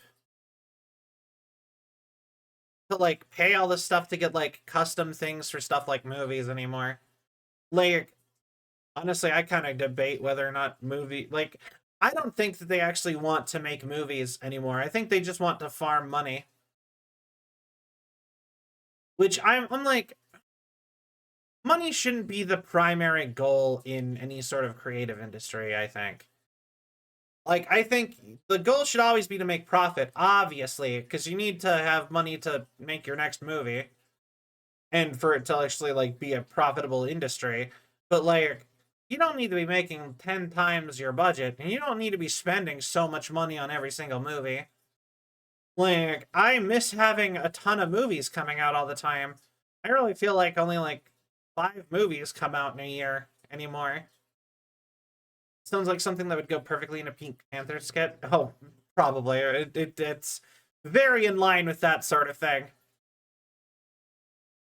Because I remember when I was younger, not to sound old, but like when I was like a little kid, I went to the movie theater like every week. Like either every week or every other week, often. And I always saw a new movie. And most of them weren't like terrible. But then again, I was also like probably like 6 or 7 or something like that. Like, I don't know. I didn't have a good taste in movies. But like a lot of those movies are still good. And like they went out in theaters and whatever.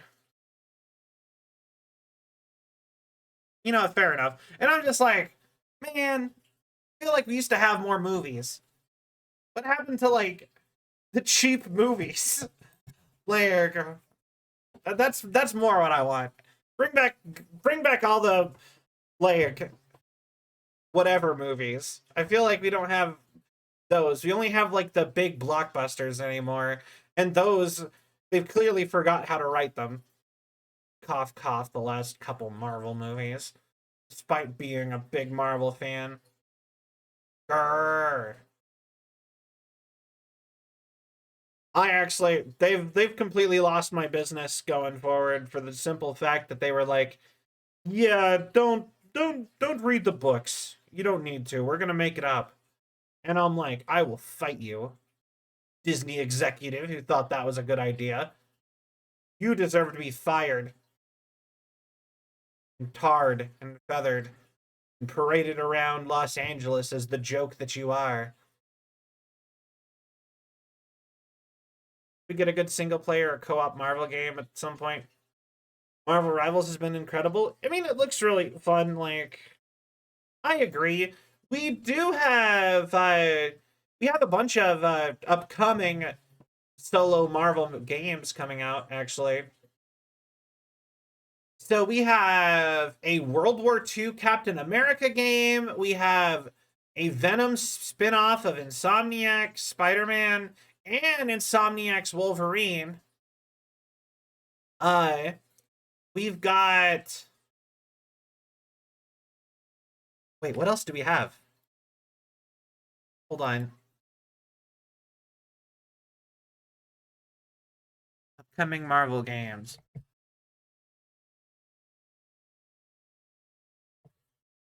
Okay, so...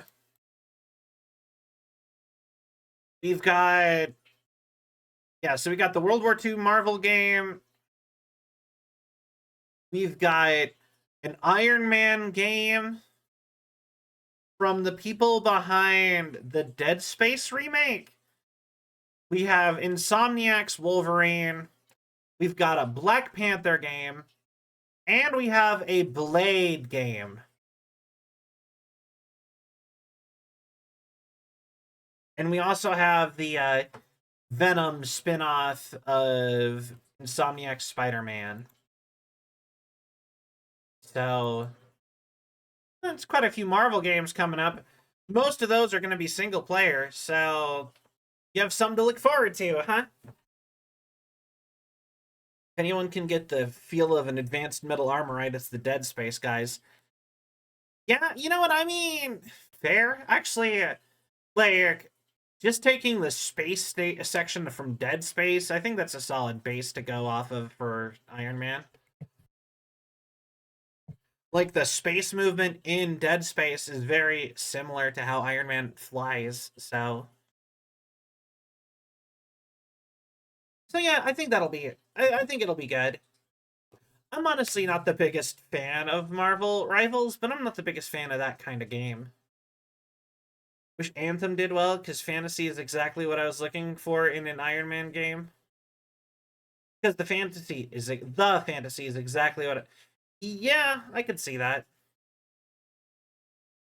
I still think it's funny that what Marvel did, like the MCU did to Iron Man. Like, Iron Man was not a popular character at all before the MCU. And I think that's super interesting because like before the MCU, because I was into comics since I was a little kid. So like sure I might have been pretty young when I got into when Iron Man came out. Pretty young in the scheme of things. You know what I mean? I remember before, and like the top characters for Marvel were Spider-Man by a big margin. He still is. He's actually the most popular superhero, period. You guys didn't know that. But it was Spider-Man, then it was Wolverine, and then at distant third, it was Hulk, like way far down. And then it was the Fantastic Four. Then it was Ghost Rider. And yeah. And if you count the Blade movies and the boost they gave Blade, Blade was probably fourth. Yo, thank you for the follow. Welcome to the Sylvian Legion. I hope you have a cell of a time. Bye. Welcome, man. Hello. But yeah, thank you. But yeah, no, like it's just funny that like Captain America might have been kind of up there. But Iron Man was like a C-lister. He was like a C-B lister kind of guy. So was Thor.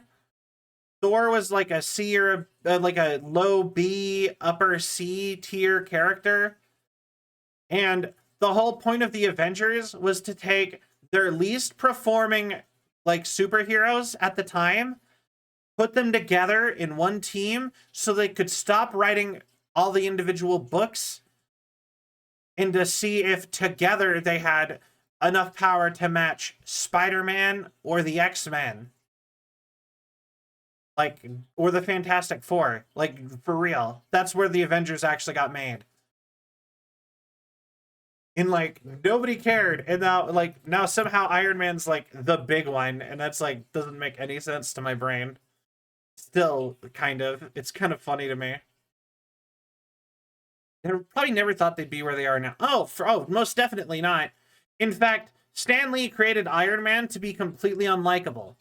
That was like the whole idea was he literally tried to make, because he was made in the 70s, and he's supposed to be the anti-hippie. That was the whole premise of his character. He's just like, I want to make a character that shows anybody could be a good guy, even the kind of people the majority of our fans hate. And they made Iron Man with the intention of basically pissing off their whole fan base. And it worked at the time, and now he's the #1 guy. Isn't that funny? Like, the actual point of Iron Man was to make people mad.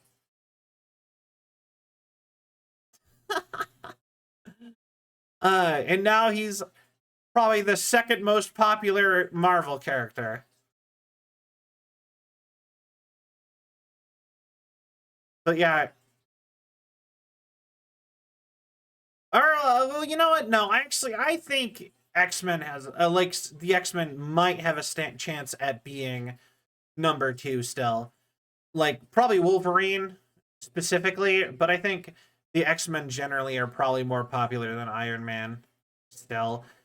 The X-Men fans are pretty vocal and large as a group. I mean, they did that in the movie too, because he's a douchebag for a lot of the movies. He's just a charismatic douchebag. I mean, that's what he is in the comics too. So, I mean, he's always supposed to be a bad, he's not like a good guy. He's just he's kind of a jerk with the heart of gold is the whole point of it. Is he's not that bad, but he still has all the bad traits from when he was a bad guy is part of the idea. He's a bad guy turned into a good guy. Basically.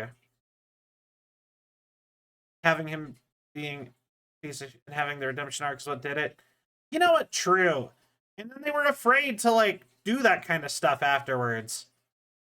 And kind of also on the side. You know, something that me and one of me and Dijon noticed. Me and Dijon noticed that that like Iron Man and Captain America have opposite arcs in the MCU, where Iron Man is constantly becoming more of a good person from being a relatively shitty person at the start, and Captain America starts as like a super good person and becomes becomes a worse person over the course of the MCU. Because you know, comic Cap would be upset with the MCU Cap for abandoning everybody to go back to the past. Sorry, I guess spoilers for Infinity War and Endgame. Sorry if you didn't see probably one of the biggest movies of the last decade. But I'm gonna keep spoiling that one, so sorry. But for a minute, I'm sorry.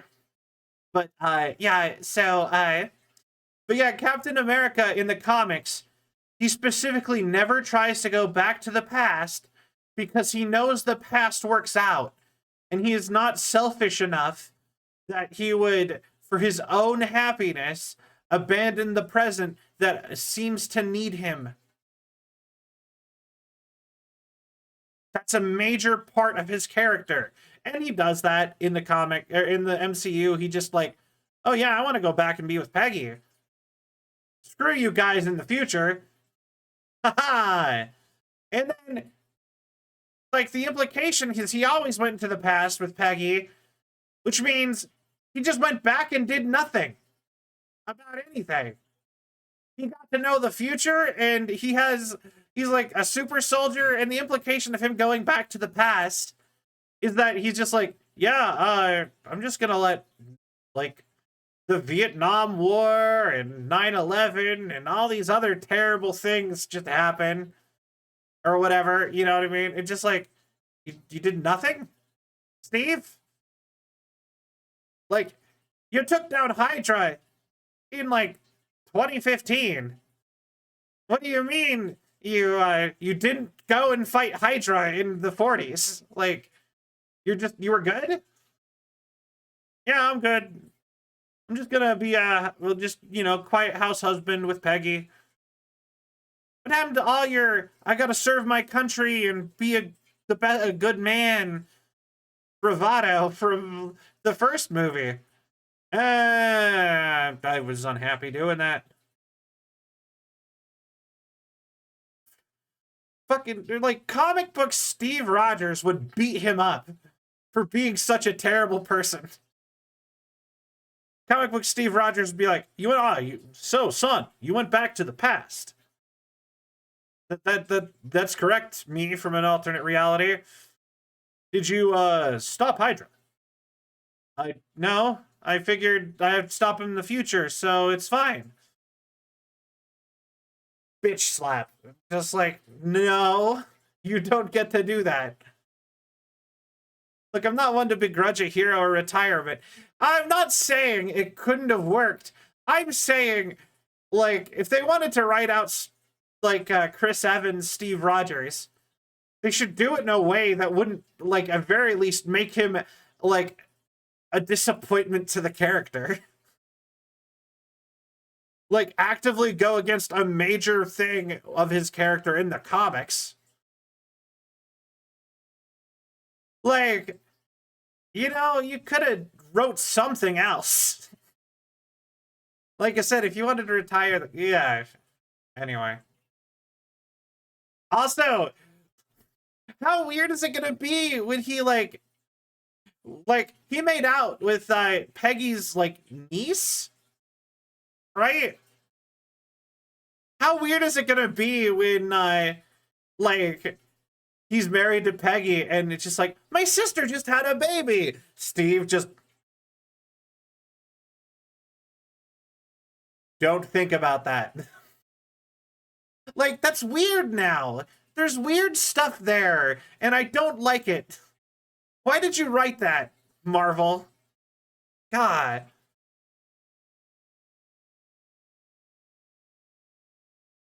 Anyway. Yeah, Marvel. Marvel.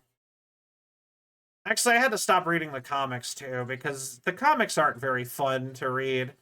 I think you kind of have to be a masochist to read for more than a single story arc. Like if somebody's like, "Aha, you should read the Krakoa era of X-Men." I'm like, "Yeah, you should do that." And they're like, "Okay, what happens when I hit the end? What should I do?" Stop reading.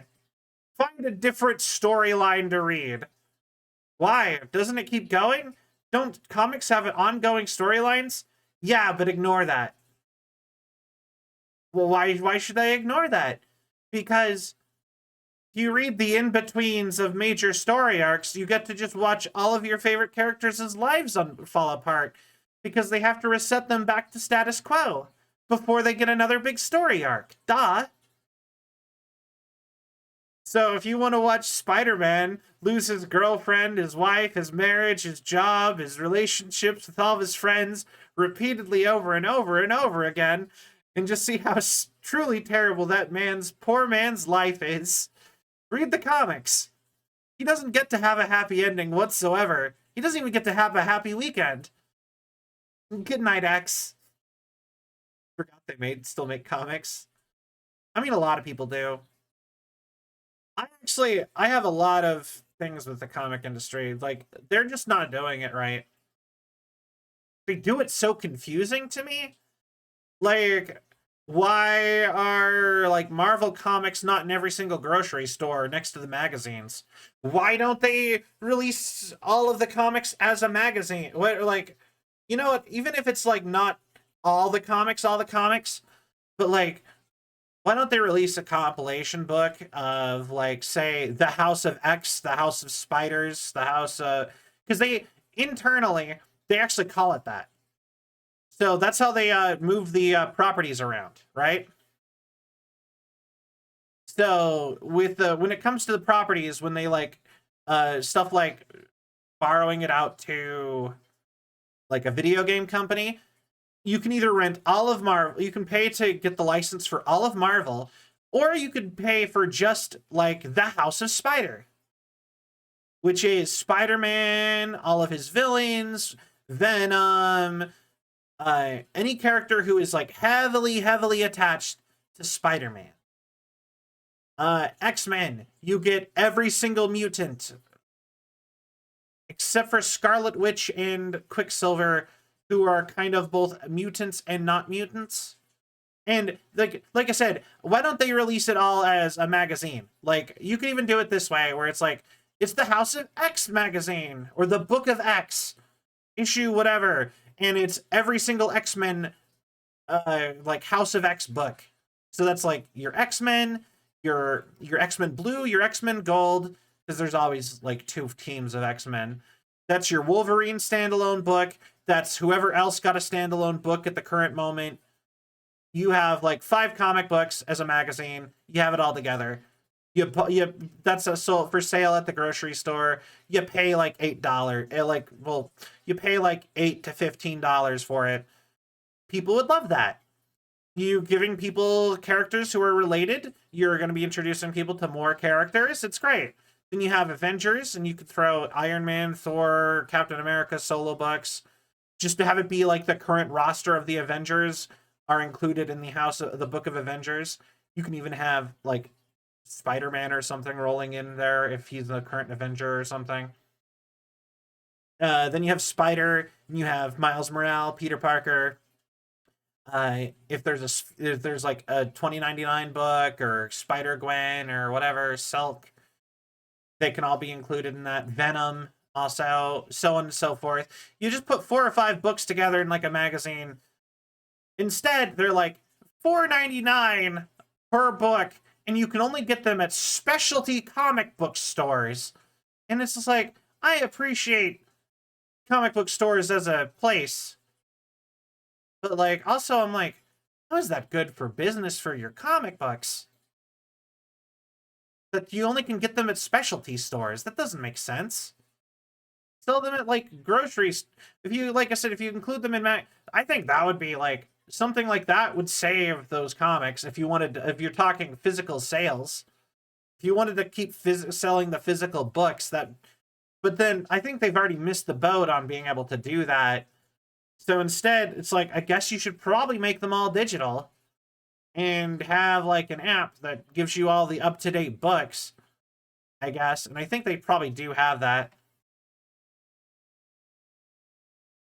I don't know. It's so weird. Like, they aren't even trying to get more people into comics. They sell manga at grocery stores here in Finland, fully that's insane.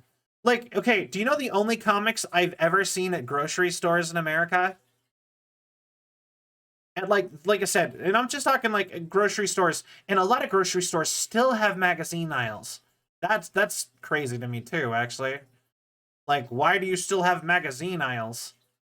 Like, there's like 10 books there's like 20 magazines left. But like Time magazine, you know what I mean? But like I will see Archie comics. You know who Archie is?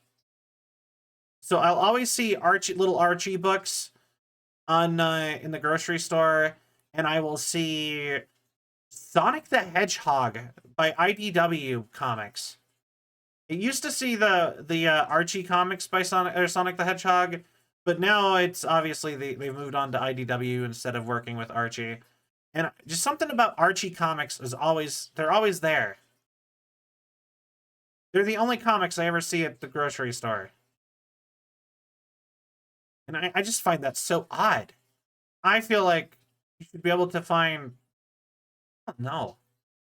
Just something about that just seems so odd to my brain. Like, why Archie? Who's reading Archie? Like, I mean, I get that people like Archie. Archie's a popular character.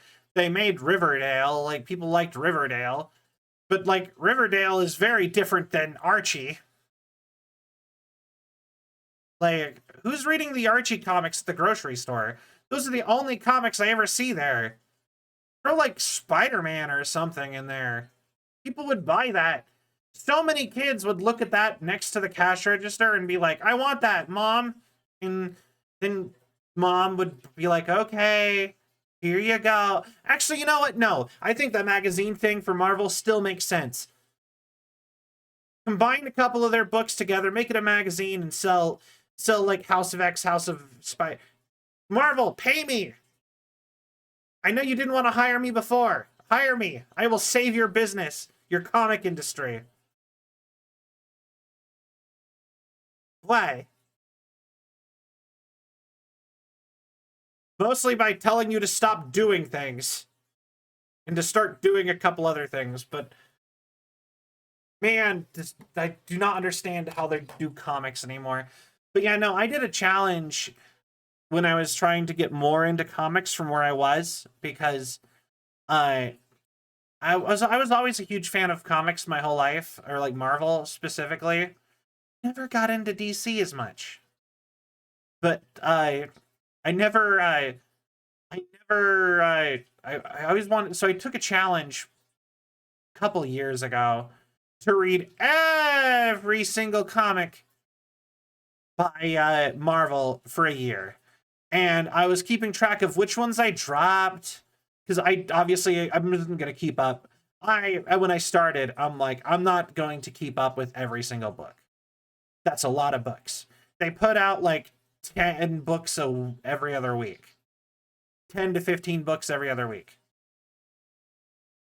And just like, it's a lot.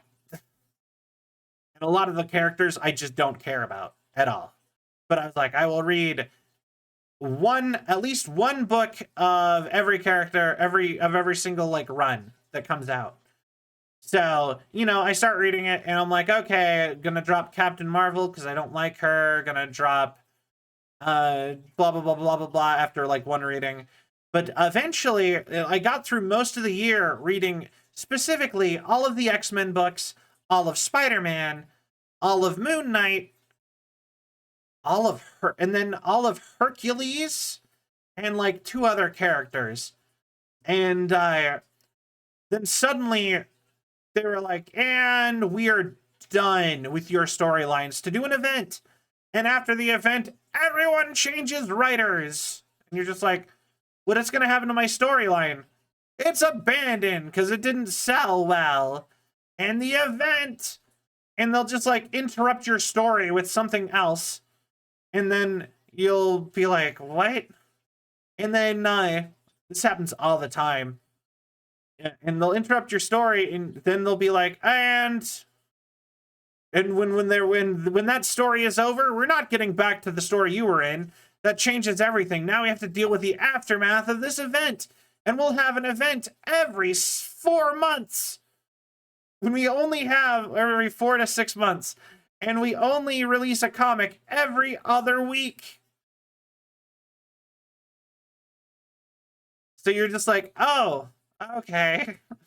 You know, so you're like, you get really invested in stories and then they're over.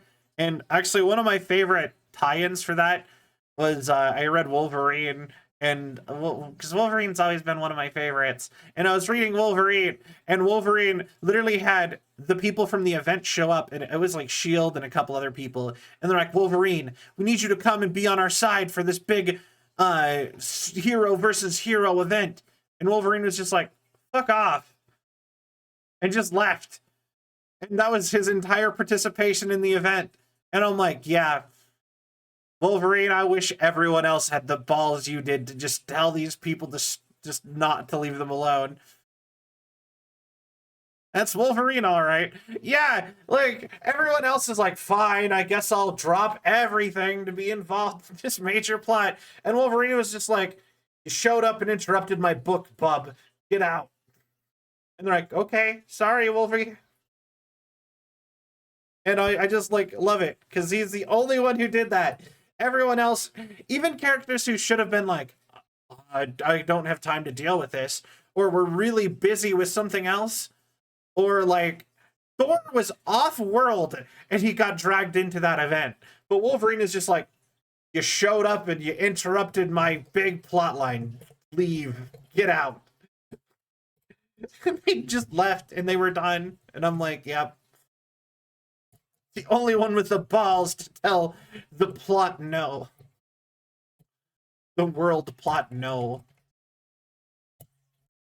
That's why I like X-Men. X-Men is so separate a lot of the time from everyone else's stuff that they don't do that interruption stuff most of the time.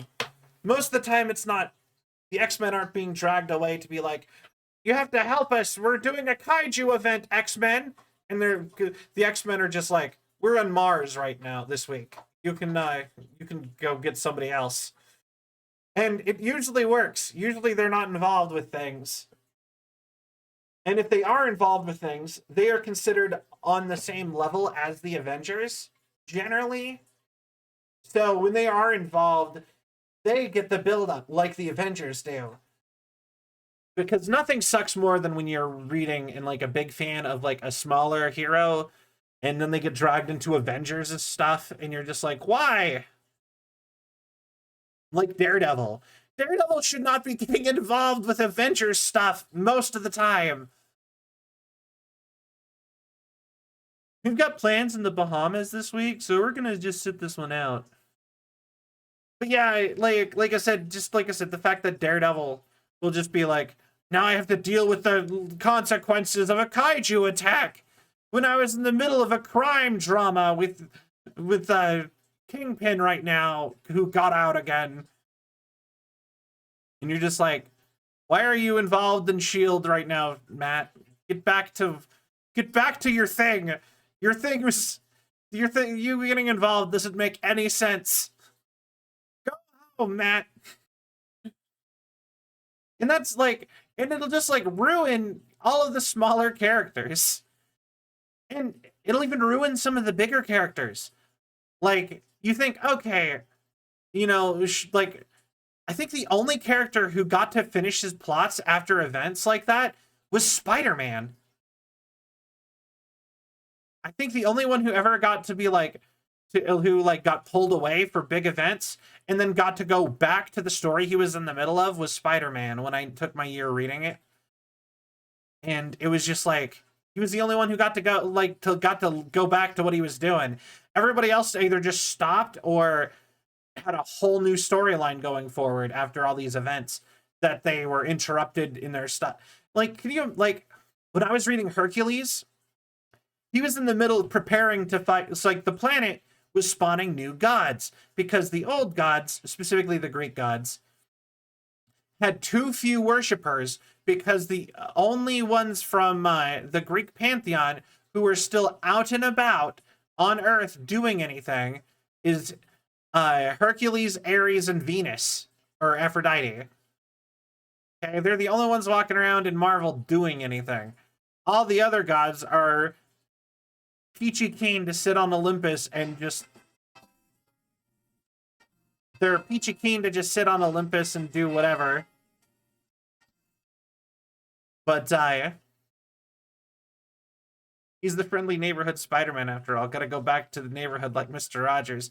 Yeah, and even he still gets interrupted somewhat. Like, just because he, like, gets to go back... Yeah, I got text messages. I'm sorry, I forgot to turn the thing off. Play. Okay. Come on. But even Spidey doesn't get to go back wholesale. It's just, I think his plots, people are more... He's the most popular one, and people are the most invested in his storylines. So I think it's more like, we can't risk pissing off the Spider people. So even the Spider fans. So even though we have a new writer, he has to go address all the stuff that the last guy was doing. Well, like I said, I was reading, like I said, I was in the middle of reading Hercules, and he was fighting... The planet had spawned new gods for the new era because they weren't getting enough worshippers, which is funny to me that, like, apparently the Norse gods are gaining worshippers in the modern era in Marvel. That's a major plot point of President Loki. But yeah, so they're spawning new gods, and some of them are... That's pretty cringe, honestly. Like, one of the gods is, like, social media, basically, and another one's, like, nuclear missiles, and so on and so forth. It's kind of cringy. But he's getting ready to go kill them, and he builds a whole army full of, like, not an army, like a crew of, like, ancient figures. He gets Gilgamesh, and Beowulf, and Theseus, and a couple other people, and he's like, all right, we're gonna go fight the new gods. And then they're like, yeah, but we got a new event happening right now, Hercules, and you got to be involved. Okay. So he drops everything, and you never get to find out what happened to the new gods, or the old gods. You never see any of his, like, team that he formed or anything. It's just done. And you're just like, oh, okay. And it's been years. They never went back to that storyline. It's just over. Not enough people bought it, and Marvel didn't want to keep the story going. After they were but Hercules was popular enough to have to be involved in that event, so I like that heroes in New York got their own neighborhoods. Some are citywide, but then we got stuff like Luke Cage in Harlem or Daredevil in Hell's Kitchen. Yeah,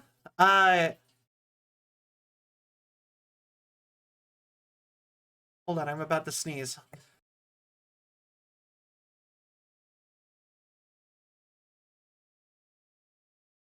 Sorry about that.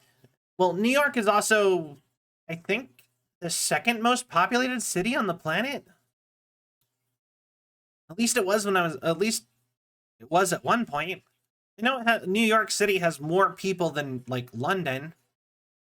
So, which is, like, third, I assume? I think the only city that's more populated is Tokyo. But now I think maybe China has a city in there somewhere too, like Beijing, or probably Beijing, actually. But yeah, like, that's more populated, but it makes sense that they have plenty of people to fight. I think it's funny that nobody ever, like, wanders into somebody else's neighborhood.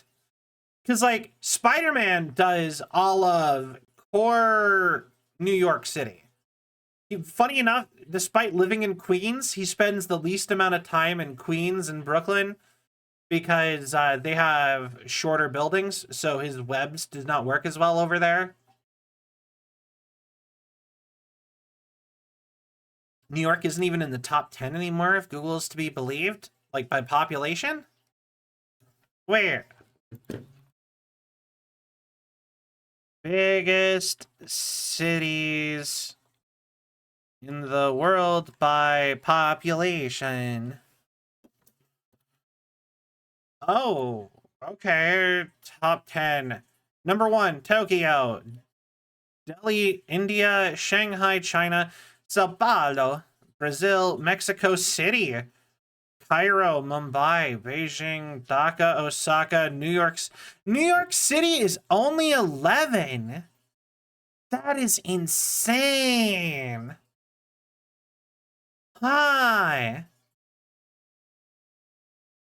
Man, we're really slacking. Then again, I guess it makes sense because, like, it hasn't really been growing.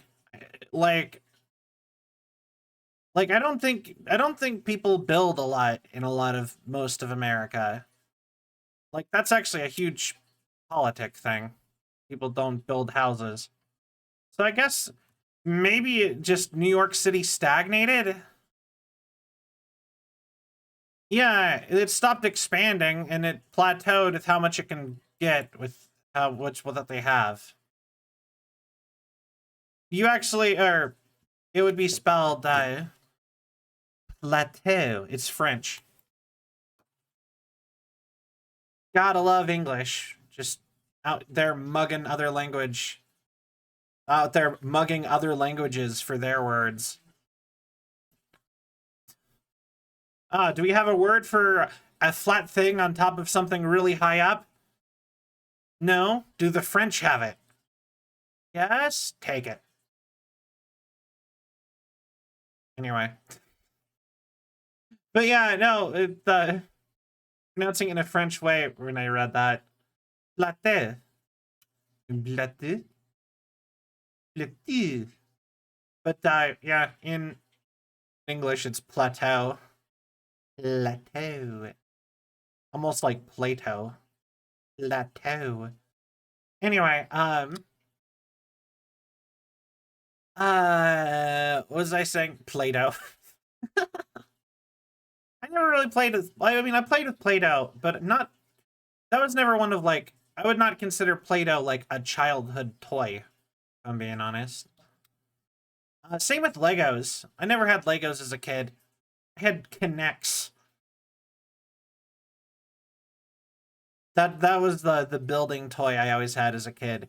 And instead, I usually just had action figures and video games. I never actually had Play-Doh or Legos or a lot of those other... Or I did have Hot Wheels. I did go through a Hot Wheels phase, actually. No, Marvel! Marvel! But no, it makes sense that, like, Daredevil can take a city, or take a hunk of the city. Spider-Man does everywhere.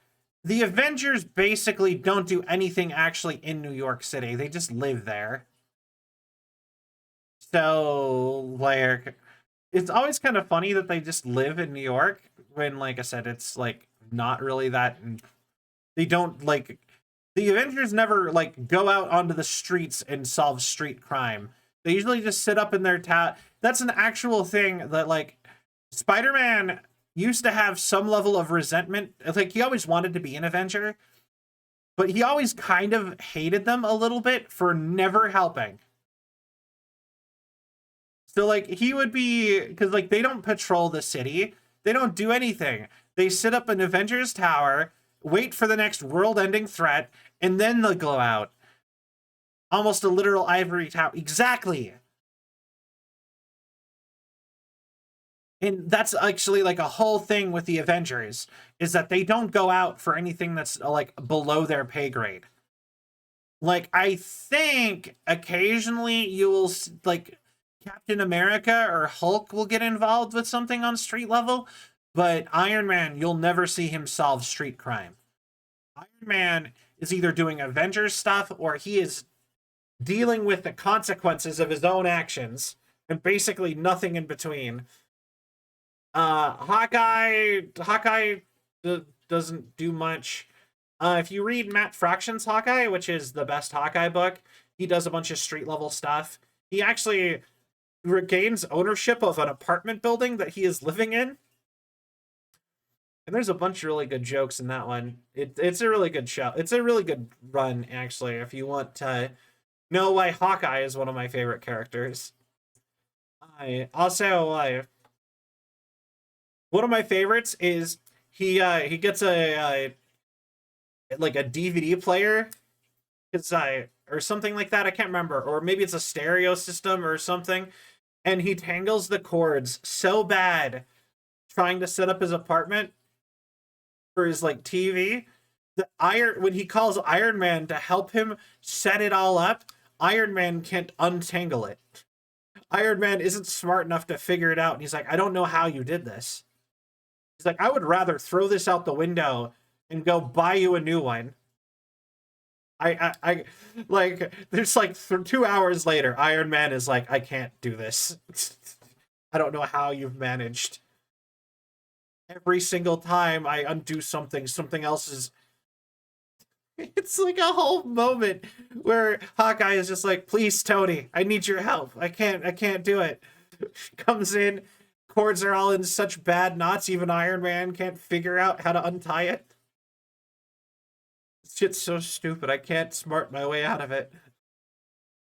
Yeah, it's something about that I just like. What's one of my favorite moments from that? Just Iron Man being like, I'll buy you something else. I don't care. I'm done. Good how Marvel's Midnight Suns portrayed Tony Stark trying to be good or be friends with people. He does it in such a douche way, it's hard to like. Yeah, that's like the centerpiece of his character. Like, that is Iron Man in a nutshell. He's a douche. He's supposed to be a douche. He's charismatic, but like, he's not supposed to be easy to like if you're not friends with him. If you do not know him better, he's supposed to come off... If you don't know that he's better than that, he's supposed to come off like very bad. You're not supposed to like him.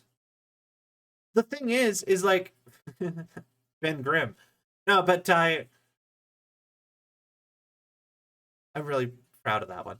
Anyway. But the thing is that Iron Man is not looked upon positively in universe. Everyone's just like, Tony. Come on, Tony. All the time. Like, if you notice that people are kind of hostile towards Tony Stark a little bit in Marvel Rivals, kind of. But a lot of other stuff. Like, if you actually go through some of their things, like Spider-Man is a little bit like, okay, Tony. Or like the thing is Iron Man and Iron Man and Spider-Man do not have that kind of relationship, that positive of a relationship even in the comics. Like, sure, he got the Iron Spider outfit from him, but that's like, like, it doesn't go much beyond that, really. Spider-Man's always been a bigger fan of Captain America out of the Avengers. And like, the other person who is always like, God, is always like just tired of Tony's stuff. Like, you'll see like T'Challa is very like that. He's like, Stark. And then Reed Richards will be like, Stark. There's a reason for that. He's supposed to be like annoying and like hard to deal with because he's kind of a jerk. And even when he is like being a good guy, he is not always doing the right thing. He's like, a good example is he's always trying to like buy other superheroes as companies, and sometimes that works out. Like, he bought Iron Fist's company once in the comics, and let it go. I believe he let it go again after the event. But like, it was like a whole thing to help Iron Fist focus on being an Avenger. and stuff like that. Like anyway, that's like a whole part of his character that's kind of people overlook a lot because you get to actually know what he's dealing with most of the time. You know, it's kind of like Spider-Man and Deadpool. It's just like, you don't really get why people don't like, or also the X-Men. Actually, like, you don't really get why people don't like them in universe. Like Spider-Man makes the least amount of sense why people don't like him in universe. Spider-Man, the average person doesn't like. Average person probably likes Spider-Man most of the time. But we're gonna move on from Spider-Man.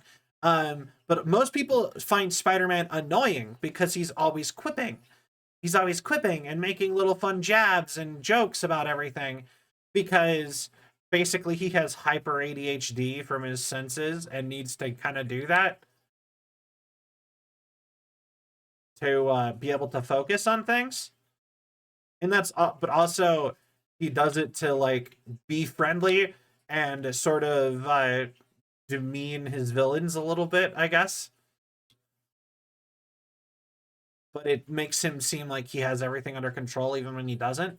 Deadpool is like, everybody hates Deadpool no matter how much good stuff he does because kills people, he's always making jokes, and while us the readers get the jokes, in universe people do not get his jokes. He do not like the fact that he's talking to nobody. They find it super off-putting because in universe he is like, the time isn't stopping like in the movies. He's just turning to like a camera that doesn't exist and talking to it all the time. So he comes off as mentally unwell and everyone's just like, stop. You know what I mean? Like, Wolverine's impression of Deadpool in Deadpool and Wolverine is like the majority of the entire Marvel Universe's opinion of Deadpool. They're just like, shut up. Stop talking. The whole time. It's actually like part of... Also, Deadpool is a really tragic character, and everybody treats him like he's a comedy character. But like, the whole thing is like, hilariously enough, the comics have actually been leaning into the lol Deadpool is funny kind of angle lately. And like, hilariously enough, like, the movies are now more accurate to the original Deadpool character than the current comics. And I think that's so fascinating that like he's getting Flanderized. And then the movie decided to go with the more like traditional and did not further the Flanderizing. Like, that's not how that works usually. I feel like I've talked about Marvel too much.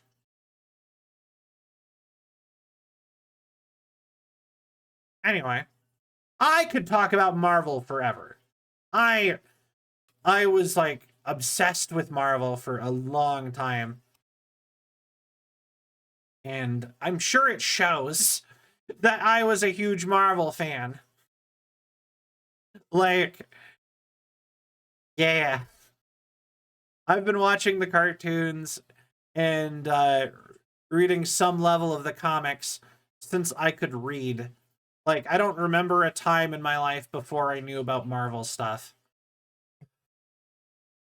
One of the things I learned how to read with was an X-Men comic, an X-Men and a Spider-Man comics made for little kids.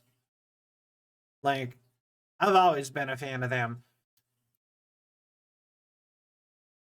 And like I said, it bothers me that like they're treated so badly, kind of, as intellectual properties, kind of, all of Marvel. It's weird because like I could go on. Okay, I want to keep ranting about Marvel. I'm so sorry.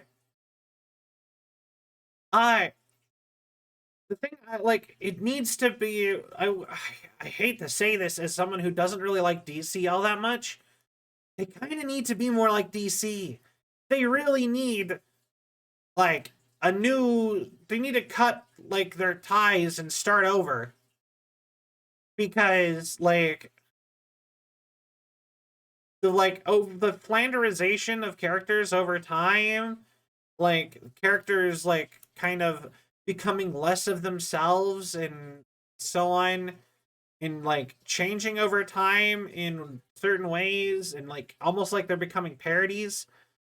Like I feel like it'd be so much better, and the fact that they're constantly interrupting themselves with events, I honestly feel like they really need like a new approach to everything, and I think they need to probably just cut the past, start over, and be like, okay, Spider-Man origin story, let's go again.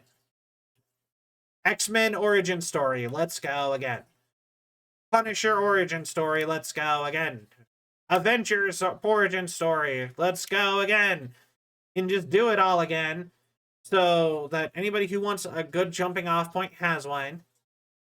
And introduce all these characters again so that people can actually know them, but you can change their stuff so that it like can be more in line with the kind of stories you're wanting to tell.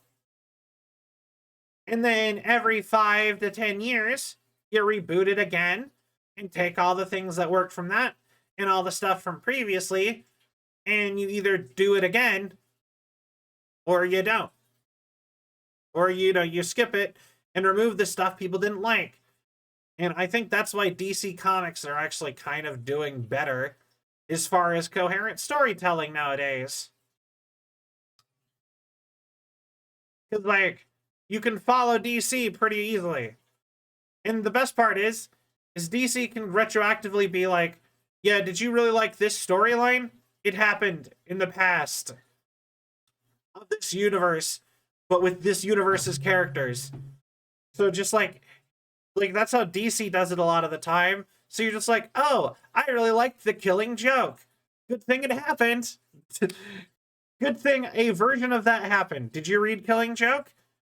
You get the gist of what happened. We're not going to go into enough details referencing like an old storyline to require us redoing that storyline entirely. You know what I mean? And you can do that. You can just cut out everything that didn't work. But then Marvel's like, consistent open universe. Spider-Man needs to be 29 and born in the 60s at the same time. He can never age, and he sold his marriage to Satan. Oh.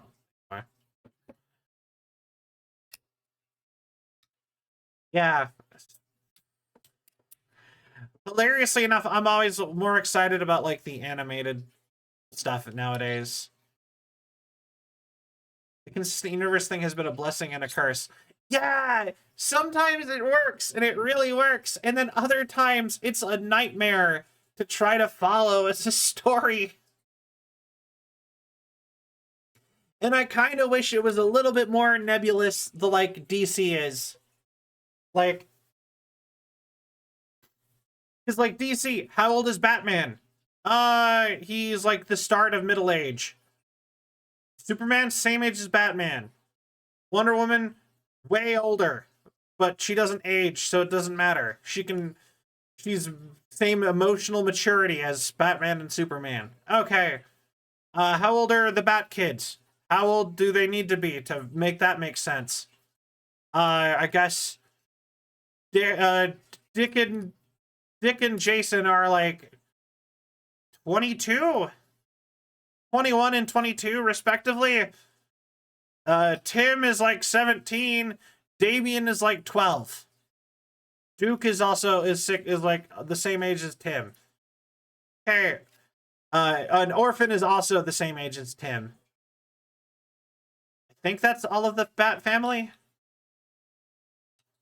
Okay, makes sense. Like, it's just like roughly, like, Jason and Dick, early 20s. Damian, like the start of puberty. So on and so forth. You just like throw characters into like rough demographics and be like, okay, there you go. And then the amount of time present between things isn't weird. But then on Marvel, you have characters who are born the same year being different ages. Like, why is Cyclops, who is born the same year in the same age as Spider-Man, like 10 years older than Spider-Man? Because, like, Cyclops is like 35 and Spider-Man's 29 and they were born in the same year. And it's just like, that don't make sense. And they kind of hand-waved it away with being like, oh, Ben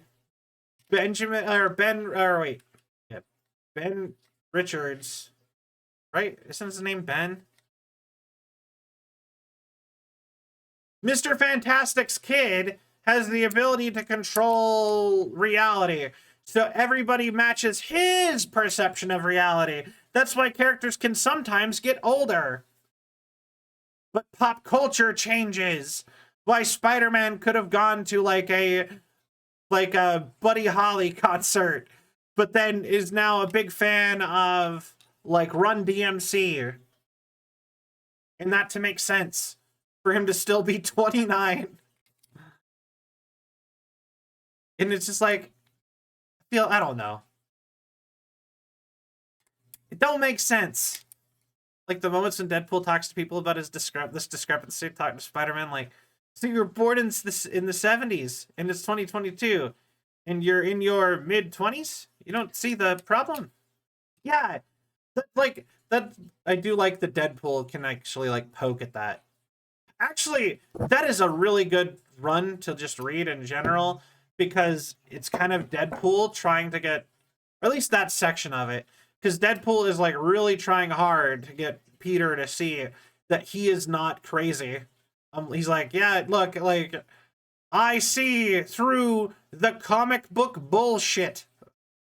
Please listen to me. And Peter actually is like, eventually comes around to like humoring him. He's like, so say you're right. You know, blah, blah, blah. What does this matter? You know, and it's like a whole bunch of interesting stuff. I like that. But also, it's confusing. And like, I want to be able to recommend people to get into Marvel Comics, especially since Marvel was so popular for such a long time. But I can't, in all honesty, be like, go read the comics. Because I don't think the comics are that good. I think they're kind of confusing. If you want to get into comics, go read the old comics. Go buy a graphic novel. Like one of those collection graphic novel books. Don't read the current comics. Don't even bother. Look up the best storylines. Go find those. Read a collection of that. You're good. Or, you know, go read, like, specific runs that are popular, like Matt Fraction Hawkeye. I highly recommend people go read Matt Fraction's Hawkeye. You know, stuff like that. Because, yeah, anyway. I have talked over an hour on just Marvel. I hope y'all enjoyed that. I don't think I have anything else to say, really. A lot of Marvel. Big fan of Marvel, sort of. Like, if you've ever heard me go, like, I'm a huge Marvel fan, kind of. If, like, me throw out, like, the kind ofs or sort ofs or whatever, that's why. They've written themselves to the point where they're, like, actively bad a lot of the time. Read a Donald Duck comic, that shit slaps, and need to worry about multiverses and stuff like that. You don't even know no Disney comics are even made in America. Did you know that that's a European thing? Like, yeah, we don't get Donald Duck comics or Mickey Mouse or Goofy. It's only cartoons here.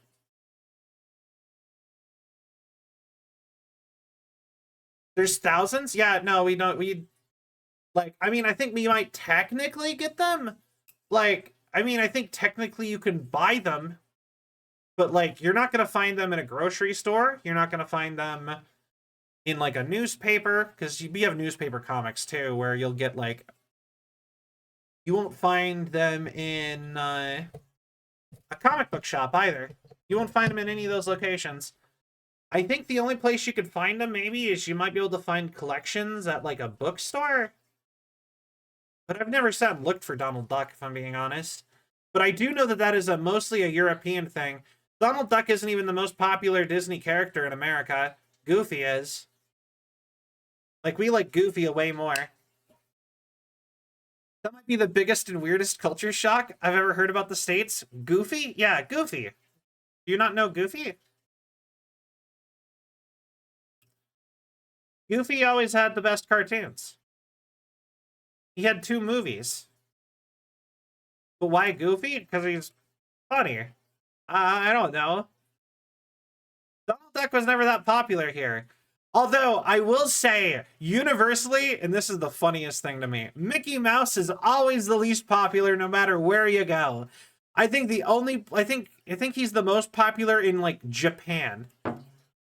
I don't think he's popular, like, anywhere. I think, wait. Who's most popular out of the Mickey Mouse characters?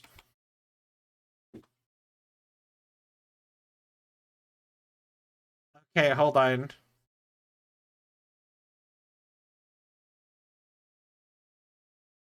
There's got to be...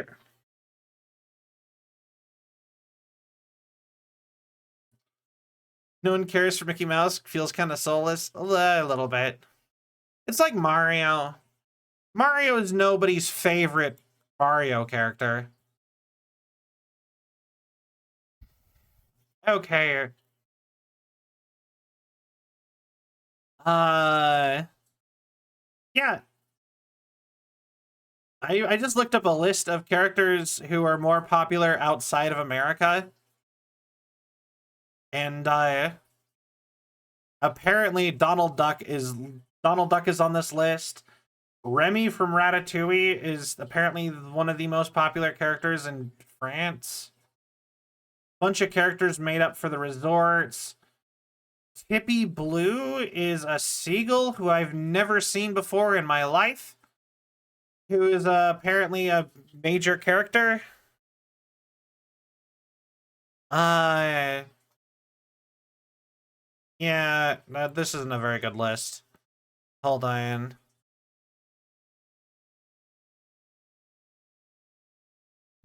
So wild. Yeah, no, that Mickey Mouse cartoon was really good. I will agree. I remember the one that was like kind of replicating the old black and white style.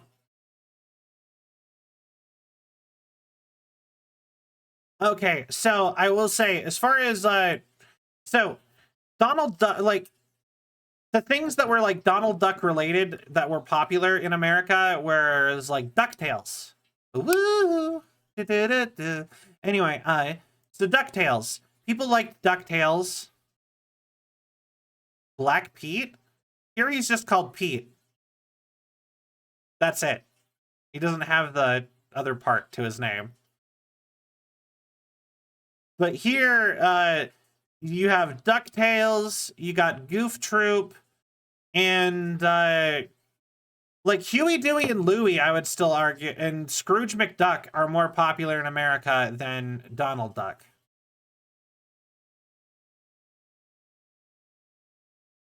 Translating it straight from Finnish, so I guess that has something to do with us.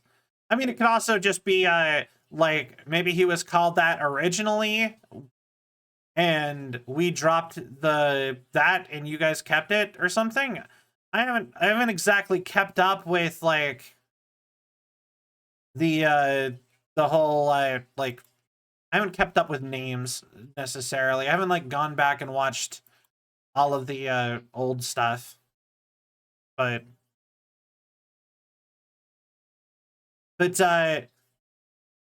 actually, now that I think about it, I used to watch, I can't remember, I used to rent something from the old Disney movies a lot from my local library when I was like a little kid. And I remember them having a bunch of Mickey Mouse cartoons where the Mickey Mouse and the gang went on vacation places. And I remember them doing that all the time. Hi, Skia. Look at me, and how are you? But, like, I don't actually remember... I don't actually, like, I don't know what to look up if I wanted to go watch one of those.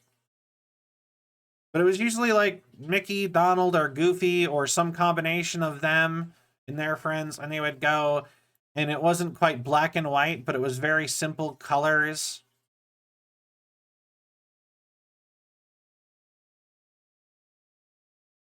You know, and they would go on vacation places, and you'd just be like, and I don't know, I just remember those cartoons having a vibe that you don't really see anymore.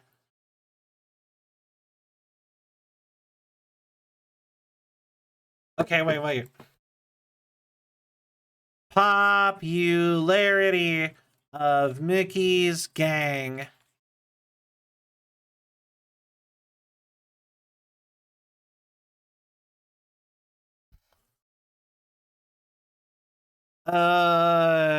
Come on. I want a list.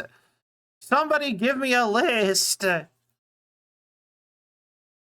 swear, Goofy is more popular in America than the rest of the Mickey Mouse gang. Why is this so hard to look up? Internet Archive? That might be a good idea. Goofy, or popularity.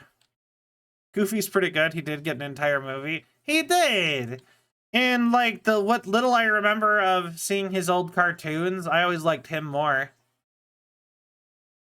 And most people I know preferred Goofy, had Goofy as their favorite Mickey Mouse character.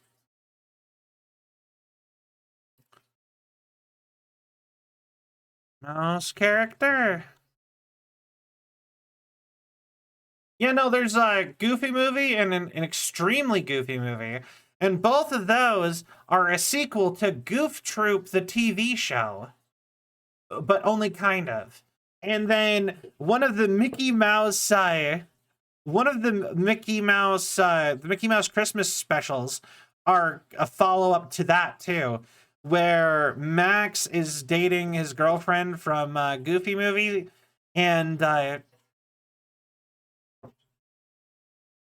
Max was dating his girlfriend from Goofy movie, and Goofy wasn't with the girl from Extremely Goofy movie, so I guess maybe that one isn't canon. And they come to visit, and it's like a joint Christmas between the whole House of Mouse family, I guess. It's like a whole thing, and that was like a major plot point. Goof Troop, I watched that as a kid, barely remember. Was it good? Probably. I don't remember. I haven't seen that since I was like 4 or 5. It was a long time since I watched Goof Troop. I think it's been even longer since I've watched DuckTales, though. I only know the theme song because people made so many memes about it in like the mid-2000s.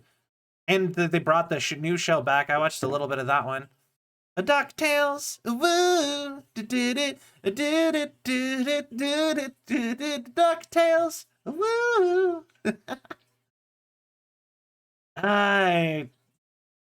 Kurt, why is this so frustrating to find? I just want to know who's like most popular. Have they really never done like a poll on this? Why? Thank you for the hydrate. In the stretch. Why? I will do all of those things.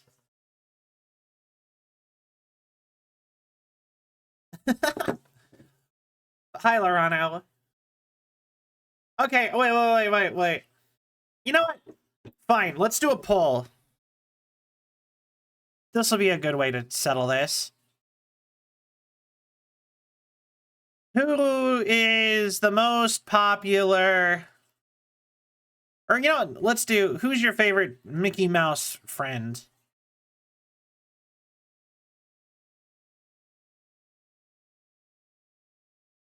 Mickey Mouse character. Mickey, Donald, Goofy, Minnie, Daisy.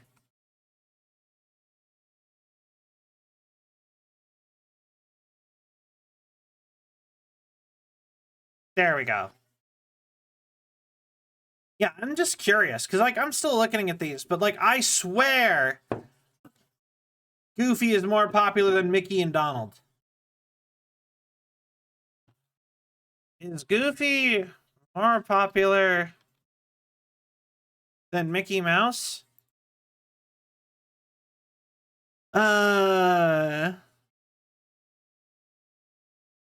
can make it to work well to get. Wait.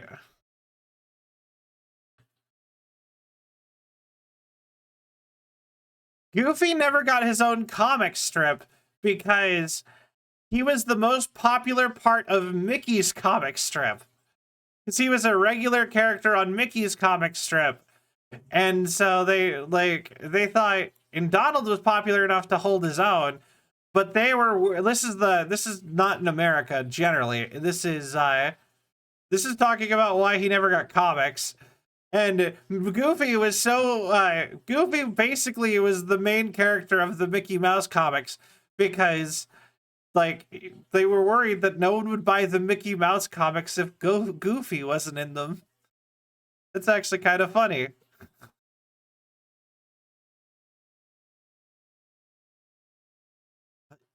Hi. I'm still not fine, like...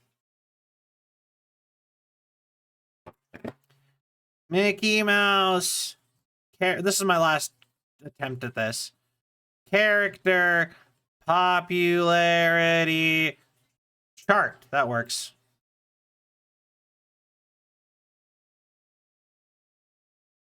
Wait.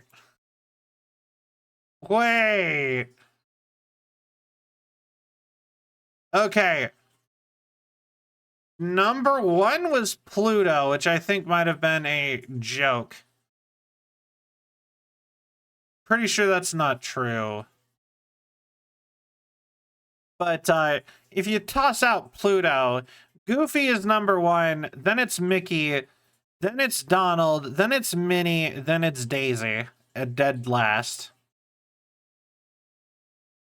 At least according to that one. Huh. Mickey over Donald? That's a scam. I mean, like I said, I'm telling you, Donald is not that popular in America. Like, I think Goofy and Donald are both more popular than Mickey, but, like, I don't actually think Donald's all that popular here. In fact, like, he's never had a cartoon. Like, well, I mean, oh wait, no, he did. The 90s.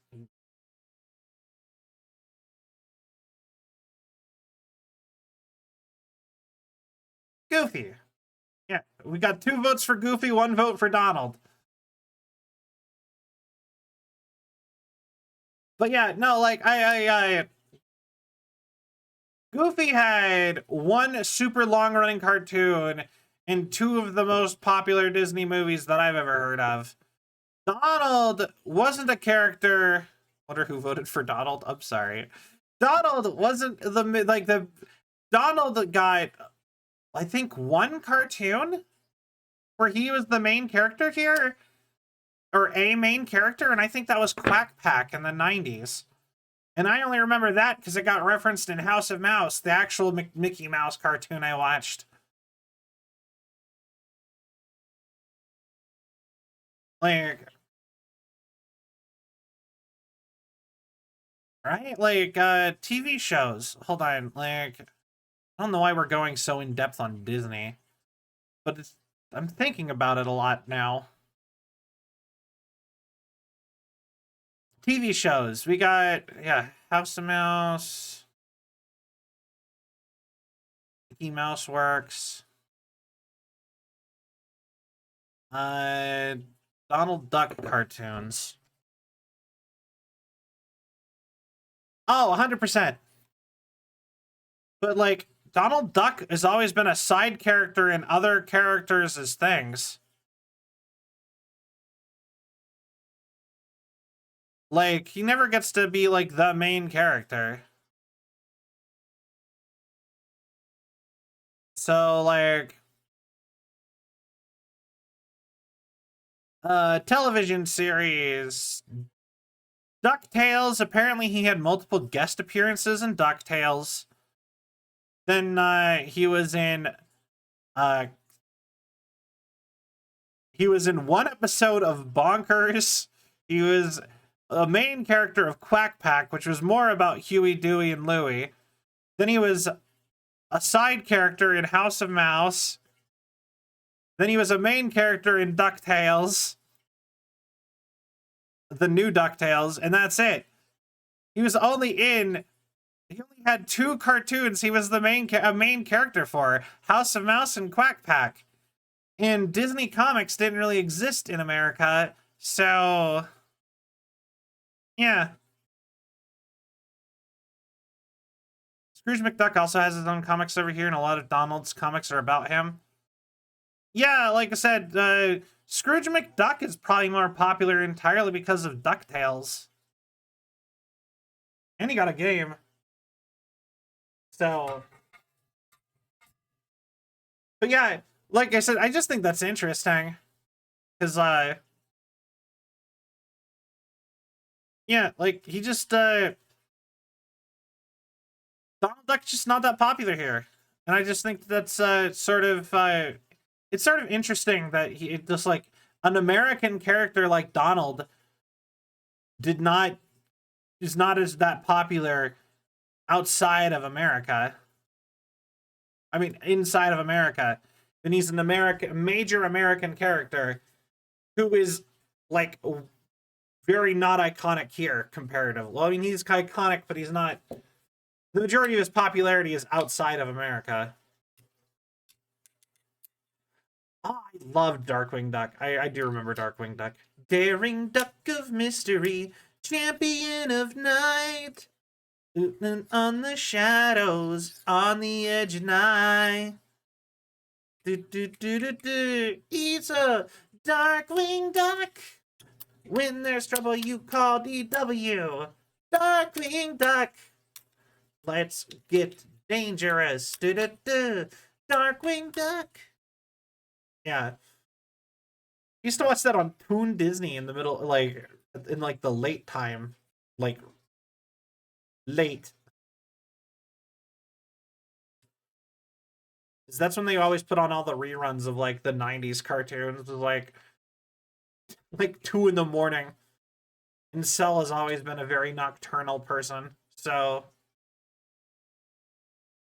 Live-action Darkwing?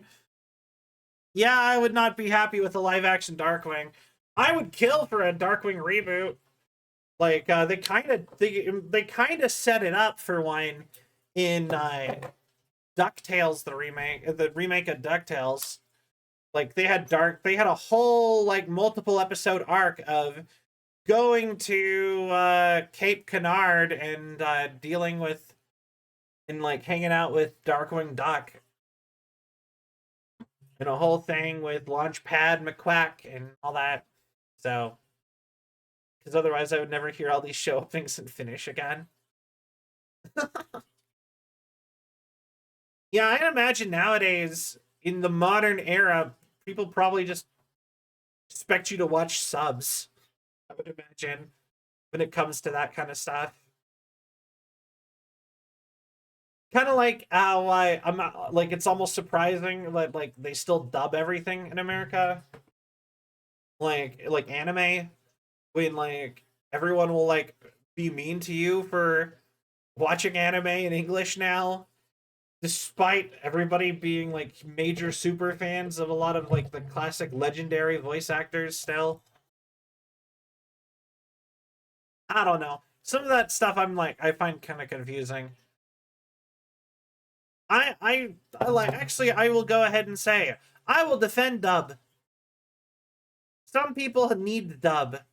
Some people, like, struggle to read, like, if they have dyslexia or something, and they need it. Or, you know what, maybe you need to, or maybe you have stuff to do and you want to be able to still get through, like a really long anime or something. Cough, cough, One Piece. Cough, cough. If I watched every episode actively, I would not have time to watch One Piece. It's a preference or need for people. Both can exist. Exactly. I just hate it when people are like elitist about that in this day and age. I'm like, I feel like we're beyond this shit. And you know, voice acting. Like I want voice actors to have jobs. So, but yeah, yeah. But goodbye.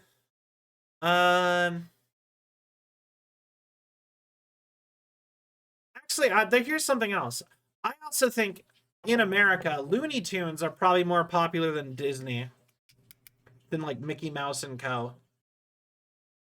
That also might be a controversial, strange one. But I think Bugs Bunny is probably more popular than the majority of Disney, of like the Mickey Mouse group. In fact, maybe even all of them. Same with Wile E. Coyote and Tasmanian Devil and all of them.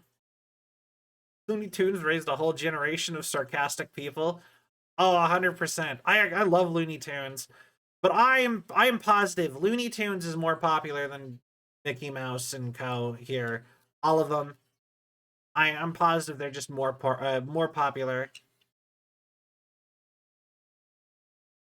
And like, I mean, I don't know. Also, you know what I think is funny? I think it's funny that like I think it's so funny that everybody is like old people are so shocked at stuff like the gays and cross-dressing and whatever. Yet they grew up watching Bugs Bunny. Bugs Bunny has so much of that. Bugs Bunny kisses men all the time and dresses as a woman and is considered more attractive than the women half the time. And sure, it's played as a joke, but it's still what's happening. You know what I mean? Like, why are they upset? It's the thing it's part of the stuff they grew up with. You know? Has less negative or childish connotations, somewhat. Yeah. I think that, I think there was a generation of people who grew up with stuff like Looney Tunes, and they didn't quite understand it, but they were told by their parents that, like, oh, it's for kids. Because it was an easy thing to throw on for their kids or whatever, right? And so the thing is that like most of the original like Looney Tunes and stuff were made to be shown before movies at theaters. But they put it on TV and people are like, "Oh, it's for kids," cuz kids liked it. And then it kind of ended up becoming they just like adults didn't go back and watch it afterwards. So they just assumed it was more little kitty than they remembered. It wasn't. And then over time, stuff like how adult Looney Tunes and some other cartoons like that kind of were sometimes. Eventually, that caused people to grow up more and more being like, cartoons are for everybody. But now you're kind of stuck still fighting the old folk about whether or not cartoons are for everybody. And they're the ones in charge. Still, somehow. You know what I mean? I don't think there's anything wrong with watching any cartoon that is above like a preschool level. If it's not actively trying to teach you stuff, then you're fine watching it. Or you know what I mean? It's not like, can you say rock or anything like that? If it's not doing like if it's not like that kind of television, I don't think you have anything to worry about. And even then, I think as long as you're not being a weirdo about it, you can enjoy those cartoons too. You know what I mean? I actually know quite a few adults who like to watch Bluey, as an example, and they'll be like, ah, Bluey, you know, and it's like, it's healing my childhood trauma by reminding me what good parenting is, or whatever. And I think that if you're getting something out of it, and you're not being a weirdo watching cartoons like that, then go ahead. And then all the other cartoons, they're kind of made for everybody. They're just kid friendly. Like, I don't know. Like, I think that as a kid, like, the thing is that I watch a lot of cartoons still as an adult, and I'll even watch older cartoons that are like, I feel like I've watched a bunch of cartoons that I liked as a kid. As an adult, like gone back and watched episodes and stuff, they're all way more adult than I remember. Like, have you ever watched Gargoyles? That was a cartoon from the 90s. I also used to watch at like 1 a.m. on Toon Disney. Gargoyles is not made for kids. It's kid friendly. Kids can watch it and kind of understand some of what's happening. But they're quoting Shakespeare and like deep philosophical questions in a kid's cartoon. Like, you know what I mean? That's like, that's not for kids. That show is for anybody and is kid friendly.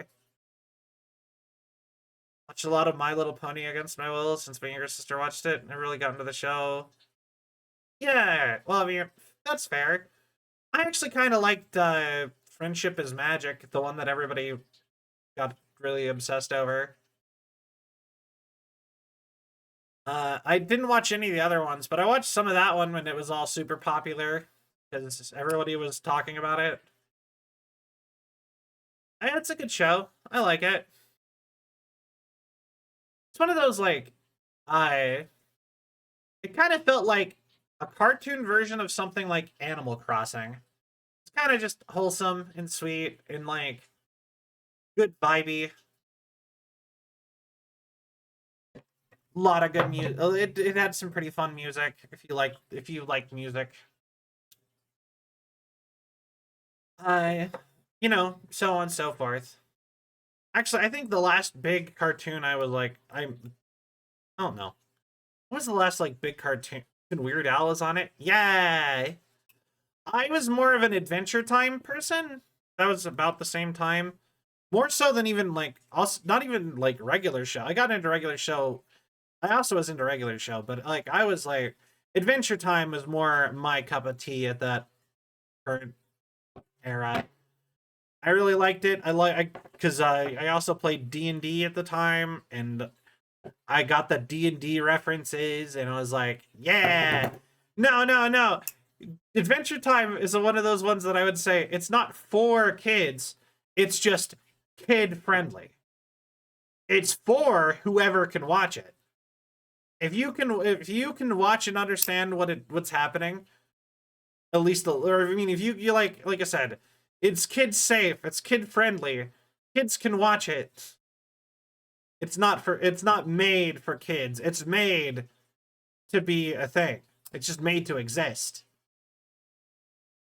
Samurai Jack's another good one. I love Samurai Jack. Also, cough cough, Samurai Jack is an isekai. But technically. But anyway, fuck it is. But yeah, like it's like kids can watch it. It's not for kids. The keyword is for. Most anime, a lot of like even shonen anime. I mean, and shonen, like shonen means, I mean, it's targeted at young boys, but like the thing is that like Japan's definition of young boys and America's definition is completely different. In America, we include teenagers in adults. In Japan, they just don't market as much to people under like the teenager era, and it's just like most shonen like Dragon Ball and stuff is like 8 up, when like you can kind of actually follow along with those stories and be all like, whoa. But the thing is that once you're like, you know, if your target audience is like early teens, majoritively, then a lot of adults will like it too. Like, there's nothing intrinsic about those ages that needs its own stuff. Especially if you're like a store, you know what I mean? It's for it's not for kids. It's for anybody. It's just meant to be suitable for people in this age bracket. And I think that's an important part, is for kids is different than being made for kids is different than being kid friendly.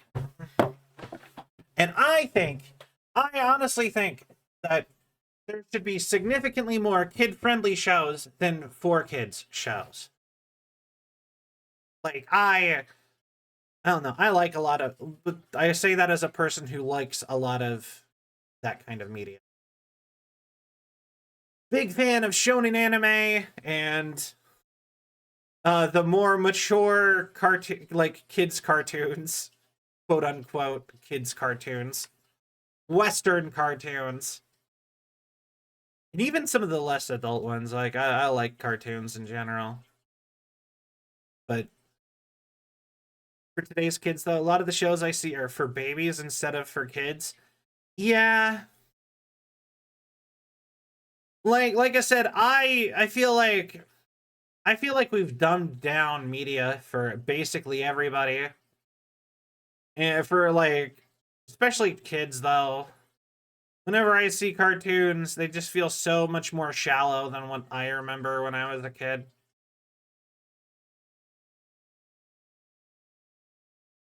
Man, this talk is making me feel old. Your Bluey cuts pretty deep. I'll be honest, I haven't watched Bluey. That's aimed a bit too young for me to feel comfortable watching that. But like I was saying, I know a lot of people who do, and I don't shame anybody for doing it. I can, like, if you are getting something positive out of it, I am happy for you. To be fair, I got uncle status, or yeah, uncle. I guess uncle, whatever. I got uncle status. Like I had nieces and nephews since I was in like middle school. So, eh, like that never made me feel old having my siblings get kids. IRL. You know, you should. I like Steven Universe. I have a lot of issues with Steven Universe too, but I think it was a pretty good show all in all. I loved it. Well, I'm glad. Can I say my complaint? It's not spoilery. I hate. Go for it. Okay. I hate that we never got into any actual, like, we got into stuff, but like the show was constantly like kind of felt like it was rushed, especially near the end. And it kind of started making me feel like, man, I really wish we spent less episodes on these characters who didn't matter in the town that nobody actually likes or cares about, really. Like, maybe people like them, but nobody really wanted an episode about Mayor Dewey. Or, you know what I mean? I think they really could have reduced the whole cast by a lot of the townsfolk, and it would have been, and by reduce, I mean, I don't mean like delete those characters. I mean, not give them any focal episodes. And I think you could have removed the cool kids. I think you probably could have removed you could have removed Mayor Dewey and the mailman and Onion, and a lot of those characters didn't need to be there. And they kind of ended up distracting from and wasting episode budget. And it's just like people would have been happier if they would have gotten more Jim stuff. And like I said, it's not really spoilery. It's just like a lot of those townsfolk get whole episodes, and it's just like they didn't need that. Nobody wanted it. Nobody was asking for it. And, you know, especially when, like, you know, you're rushing some major story arcs. It's just like, get rid of all the townsfolk episodes and give us the story paced properly. But apparently a lot of those are made specifically so that they can have reruns on not Nickelodeon, Cartoon Network, is what I heard. So they had to make some of a certain amount of them, and it was like a whole thing. Good cartoons. Oh, I really like Over the Garden Wall. That one is not made for kids at all. That one's like very adult. I would not have gotten that cartoon as a kid at all. I probably wouldn't have even liked it as a kid. Like, genuinely, Over the Garden Wall, I don't think Kids Cell would have liked it. Adult Cell, or Teenager Cell? Adult Cell? I don't know how old I was when that came out. Whenever I watched it, when it first came out, I loved it. But, like, if I was, like a little kid, like a 7 or 8 year old, I would have not liked Over the Garden Wall.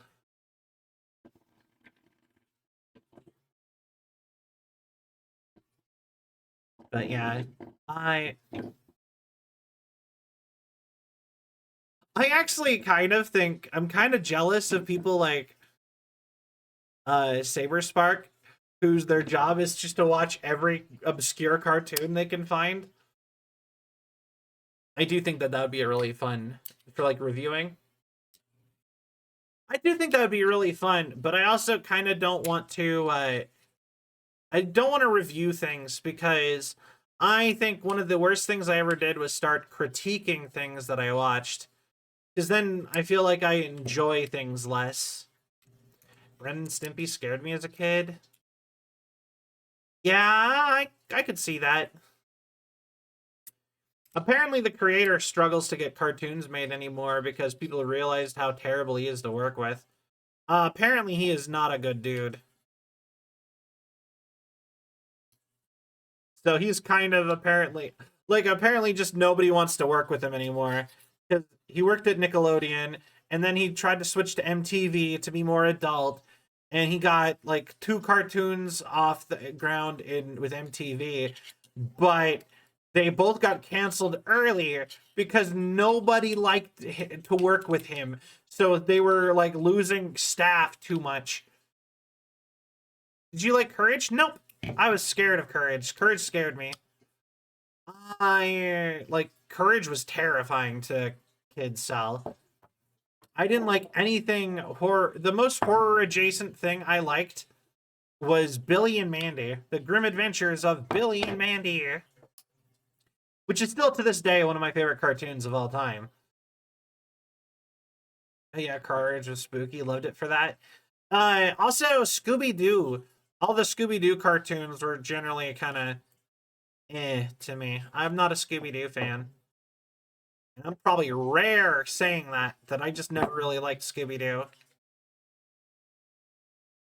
Oh, I loved Flapjack. Flapjack got us like so many cartoons though. Flapjack is the reason we have Adventure Time, regular show, and Gravity Falls. And actually because of that, also Owl House and Amphibia, who both got their start off of Gravity Falls, and Steven Universe off of Adventure Time, and Close Enough from regular show. Is there any other?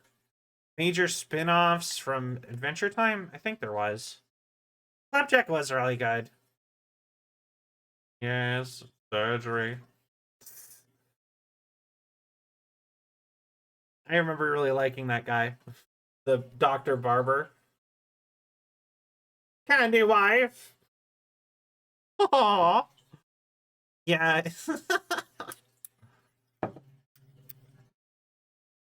I really love Billy and Mandy. Very unique, very, very good show. Really loved it. Actually, you know, it is something I kind of like love the idea of now that I'm thinking about it. I should get like I should get Foogies made of like cartoon characters. I've seen some other people do it. Like I actually saw V Shoujo for I can't remember what holiday it was. But they all turned, every single one of them turned into Chowder characters. And so, like, if you watched, like, Iron Mouse's stream, you'd still see Iron Mouse normally. But all at the bottom, if she was in call with people, it would be, like, Zentreya as Schnitzel from Chowder, and, who else was... I think Ari or Haruka was Chowder, and so on and so forth. And just something about that was so goofy to me. And it's just them, as the characters as them, kind of. And they just had a whole thing where they were all Chowder characters, and I kind of love that. And I kind of want to go make, I kind of want to make Syl and them all do it with something. I think that would be really funny. But also, we don't collab enough. Like, all of our collabs are so one-on-one. We stopped doing big group collabs as much lately. I really want to, I kind of want to get us all together for, like, I don't know, like a 4 or 5 player game. Like, you know what I mean? I think that'd be fun again. We haven't done that in a minute. Throw on, like, a Lethal Company map, or a content warning, or something. Actually, you know what is something that I'm really sad never actually started happening? I said it so in the Discord so that anybody with certain statuses, specifically Twitch friends, right? Like streamer friends in my Discord, could join me in the VC if they just wanted to like talk or hang out or something. Just whenever they wanted. And I had it set for that. But no one ever joined. And I found out later, they thought that they weren't allowed to. And I'm like, no, that's why you're able to even see it. See the private group chat thing. But yeah, no one ever took me up on that, even when I threw out open invitations. It is a shame. But so wild that Billy's voice actor is also Invader Zim. I mean, not really. He's kind of got typecasted. He does a lot of work, actually. Unfortunate. Yeah. So I just like it went so long without anybody actually popping in for that when I tried to do it that I stopped trying to do it. So I don't actually know if people would do that now. I'm just very out of the habit of hopping into that voice chat to stream anymore. Because, like I said, I stopped doing it because no one ever joined. But, like, you pop onto big streamers and they just have, like, rotating, revolving doors of people a lot of the time. Just popping in and out for little bits and stuff. And I kind of want that.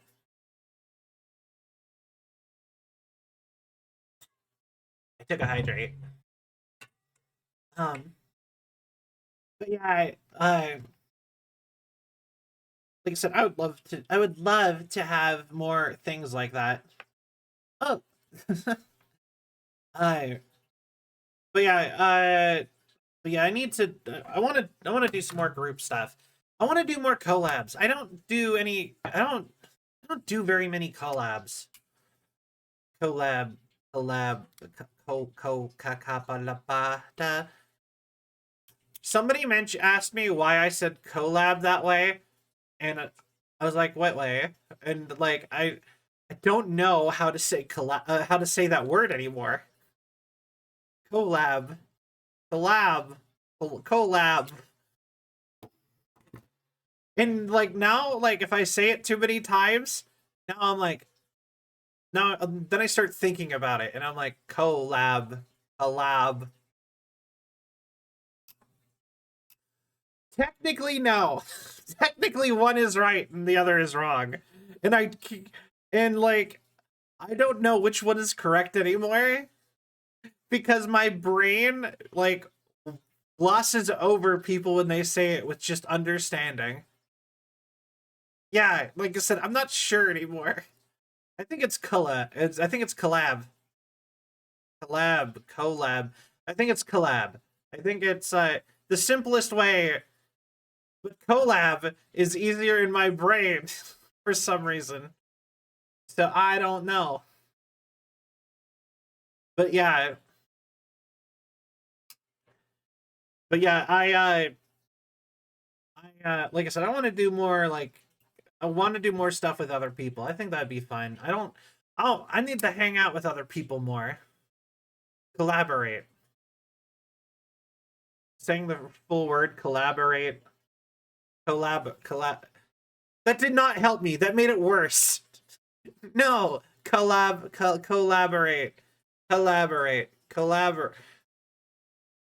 They both sound right to me. No. Collaborate. Collaborate. This is dumb. Oh, anyway, I want to do more collabs. I'm gonna assume whatever one I said is right, because now I'm overthinking it. This thing is that like I want to do more stuff with other people, but then I don't know what to invite people to. You know what I mean? I never think of things fast enough to like of what or not fast enough. I don't think of things regularly enough that I'm like, I want to invite so and so to. That's part of why I started the talk show, actually. Is I'm just like, I want an excuse to talk to people. You know? And like, have people on and be like, hey, what's up? That's also part of why, I don't know if you've noticed, I've been trying to, I actively have been calling Sil a lot more on stream if stuff happens. If like something comes up and I'm just like, and like Sil's talking a bunch in chat or something, I'm just like, call. And I've been doing stuff like that a little bit more often. That is why. It's because I'm like, I want to have like more of a revolving door. You know?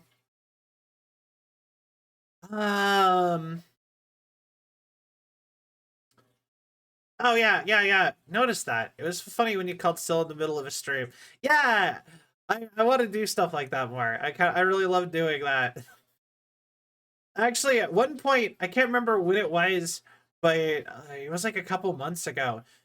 Like I think I called Sil and I joined Sil and Pokey's call that they were in the middle of, and was just like, guys, answer this question right now. I'm live. I'm live on stream. Answer this question real quick.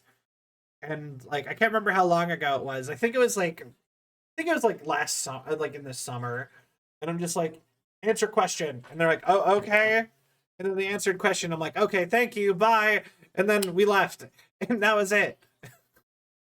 And so just like, I don't know. I love that. I want to do stuff like that more.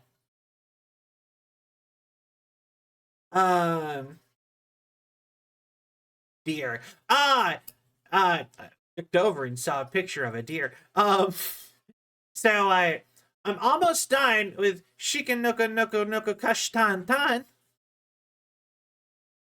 So I'm finally almost caught up with all of my anime from 2 seasons ago. it only took me all of the spring season, all of the fall season and winter season to get caught up on the summer anime of 2024. So, with Shika no Noka Noka Kashitan Tan, which I am probably going to finish tonight, I only have Senpai is a Tokonoko, or Senpai is a femboy, left as far as shows from like 2 seasons of anime ago that I need to finish watching. Those are some power words you just said, like forcing someone to see scenes from the show in their head against their will. You will think of the theme song. It will play in your brain. Shika Noka Noka Noka Kashitan Tan. The funny part is that's the actual name of the show.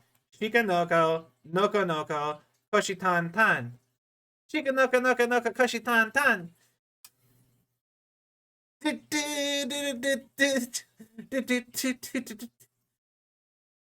Noka Noka Noka Koshitan. Shika Noka Noka Noka Koshitan Tan. The only reason I know the word Toko Noko is Overlord of all anime. That's interesting. I actually learned it because of Guilty Gear from Brisket.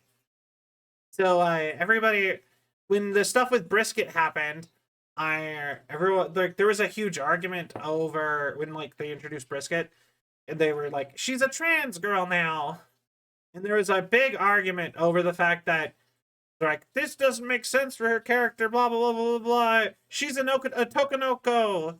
And that's how I learned the word. And that was like the Japanese word for femboy, basically. But it also kind of means trans woman. Before they do certain things. Like, it's both. And it's like a whole, because what it means is like you're it's like your male daughter or something like that. I can't remember what it like. It's a, you know what I mean. It's another language, obviously. Brisket. I thought their name was Bridget, but I haven't. No, her name is Bridget, but the meme is to call her Brisket, like the cut of meat. I don't know why. Everyone calls her Brisket. But yeah, that was a big, like, the controversy's over. Everyone got over it. But when she was first announced, and they announced that detail, a lot of people were like, she's a femboy, she's trans now. She shouldn't be trans, she was supposed to be a femboy. Blah, blah, blah, blah, blah. Anyways, people are over it now. People are just like, Brisket's cool. I like Brisket. You know what I mean? People are pretty much over it. I don't hear people talking about that argument anymore. I think they fit pretty big. Yeah, like I said, it was a controversy at the time because she was put into. The reason why it was a controversy is because in her backstory, she was forced to be femme instead of masculine when she was younger, so that she wouldn't be disowned by her parents or be able to, like, it wouldn't have to be exiled from her village. And then she exiled herself anyway. And it was like a whole thing of her trying to prove her masculinity in the first couple games. And then, like, in one of the first games, that, like, despite being that way, she could be. Like, there was, like, a whole bunch of stuff with something like that in her plotline. And yeah, it kind of makes sense where people were coming from, but I feel like, I don't know, just who cares? It's a fighting game plot. No one cares about the plot of fighting games unless you're talking Mortal Kombat and apparently Tekken. But Tekken only if you were playing as the Mishimas. They're the only people who get plot that matters in Tekken, is the Mishima. Everyone else isn't even canon, basically. They're there. They're around. But if you're not a Mishima in Tekken, you don't. No one cares. Your plot might as well not exist. But people need to know who is currently ruling the Mishima Zaibatsu. Tekken story is literally a joke. The characters are in on. Ah, kind of. I mean, honestly, I kind of think the same for like most fighting games. It's almost like most fighting games, it's not easy. It's kind of just whatever. Like, you love it, you know, you hear the backstory, you kind of know what's going on in the basics of it, and then you're just like, okay. Then it's the next game, the basics of that game, and then you're on to the next game. They'll tell you the basics of what happened. Like, you don't get to know what happens in most fighting games until you play the next one. Cough, cough, Street Fighter. Did you want to know what happened in Street Fighter 4? Wait till Street Fighter 5. Then we'll tell you. In Street Fighter 4, here's the synopsis of what's going on, and you'll know what actually happened in 5. So on and so forth. So, like, yeah. I don't know. But yeah, like I said, people, I have figured people got it. But that's how I know that word means. That's where I learned the word. Heihachi's bodyguard is a bear that knows karate. They eat food together. It's a literal joke that they play straight. No, the thing is it's like, I don't know how much of a joke it is. That's the funny part. Like, it's a joke, but it might just be a silly world. That's like saying, like, JoJo is a joke. JoJo has stuff like that in it all the time. It's hilarious and makes no sense, but you're like, okay, they aren't acting like it's a joke, so it must not be a joke. It's just the way the world is. You know? That makes it a funnier joke. I mean, honestly, I think as far as Tekken goes, I think Roger is probably more funny than Kuma. Kuma is badass. Kuma can be a joke, but he can also be literally, like, you know, he taught a bear karate. That is who your opponent will be, a literal bear. And you're just like, oh, okay. Like, you know what I mean? It's just like, you're fighting an actual bear. That is who you're fighting in this martial arts tournament. Like, it's funny, but it fits into a universe where people are very, like, unhinged. I think the boxing kangaroo and the medieval samurai and the sentient, like, training dummy Tekken characters. What's the name of the training dummy? And that makes it like, come on, how many times are the Mishima clan gonna throw each other down? Like, I mean, fair. Do you know what else is really funny? This is not just dummy. No, his name started with an M. Mokujin! Which is apparently Japanese for wooden person. He's just a Japanese training dummy. He's just like a martial arts training dummy. But, you notice something else I think is really funny? The character King in Tekken, the guy with the leopard head, who only ever speaks in leopard roars, despite the fact that he's just a normal dude in a mask. Did you know he's based off the same guy as Nacho Libre? The same real-life pro wrestler? He is that guy. The very same, 100%. Hi, Bug. But yeah, no, King from Tekken is literally just Nacho Libre in a fighting game. But like, if he wasn't a joke. Like, obviously Nacho Libre isn't a joke. Actually, in fact, I would actually argue Nacho Libre is probably one of my favorite movies. I really love that movie. Big fan of that movie. Probably my favorite, for sure my favorite Jack Black movie. I think I am. I know I am. Do-do-do-do-do-do. Anyway. Movie's got a lot of heart to it. I love that movie. But yeah, no, Tekken is literally based off the exact same guy as Nacho Libre. He is a pro wrestler who works for an orphan. He tries to raise money for an orphanage by pro wrestling in lucha libre competitions. You were pro wrestling using lucha libre in secret underground competitions until he becomes famous and he starts going to bigger and bigger things. Eventually he dies and all this stuff, and that's kind of made up for the story.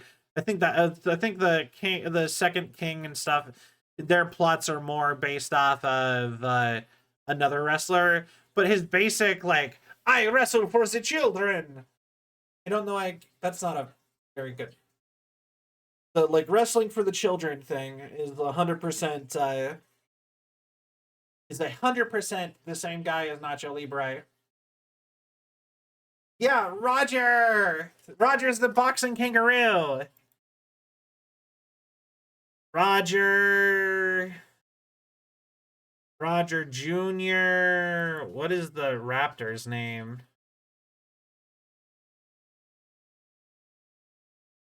Alex the Velociraptor and Roger the Kangaroo. And they're canon. For the record. The Velociraptor and the Kangaroo are canon. Despite being more goofy and less serious than Kuma the Bear, the Karate Bear. They are just as canon as Kuma, despite being less involved in the plot. Wait, Kuma learned how to speak? Wait. Oh no. What? I'm learning this right now. Hold on, wait.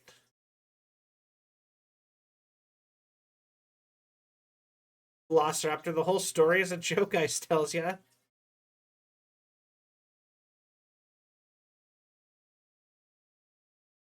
Wait. Kuma passed away and had a kid who is in fact Tekken 3 on. It's a new Kuma, also trained by Heihachi, and Kuma, the original Kuma, and he has been shown capable of speech. Wait, through growls and roar. Yeah, Kuma does not speak at all, instead communicating through growls and roars. Despite this, the other characters can understand him, unlike Kuma 1. What? I didn't know people actually understood Kuma. Wait.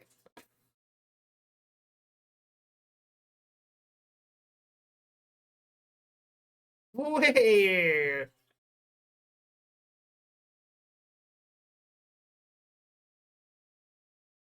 Yeah, alright. Apparently so, yeah.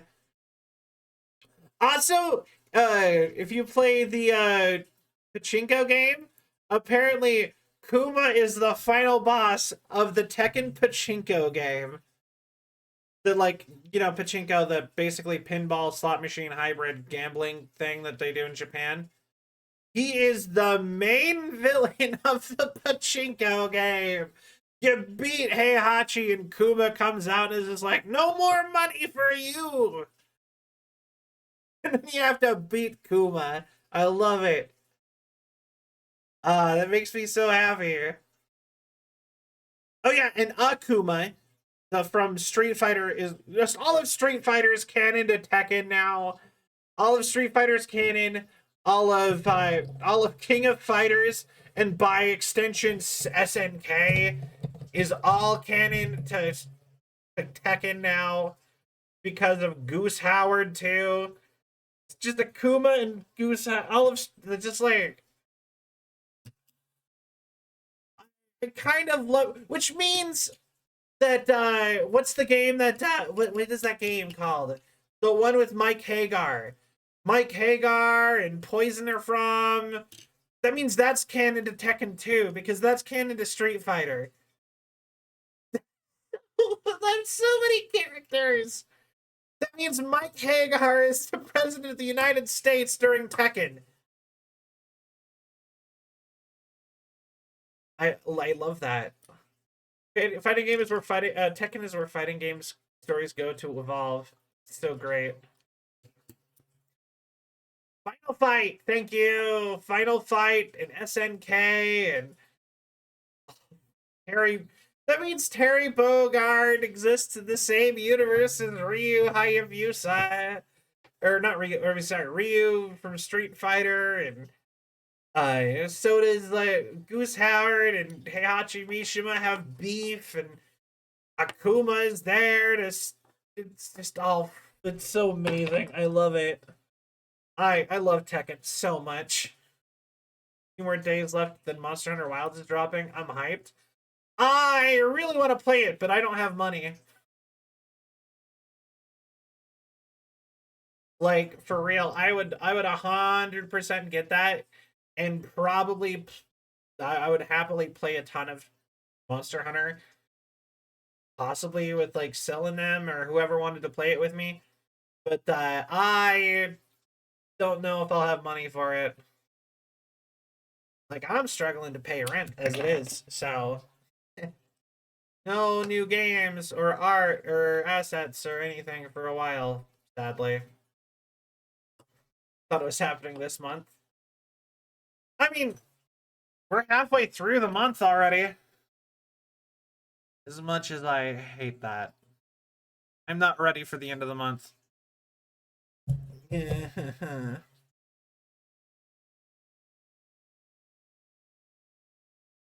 out on gaming money and was scared. Yeah, fair. I don't have frown. I can't. You notice something I have just barely kind of noticed? I can't frown in this as my model. I can't frown. This is the closest thing I can do to frowning. I think it looks more bored.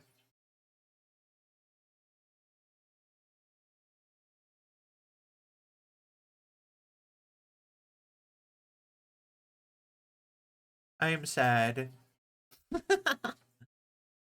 Oh, I have to push a whole button to be angry, though.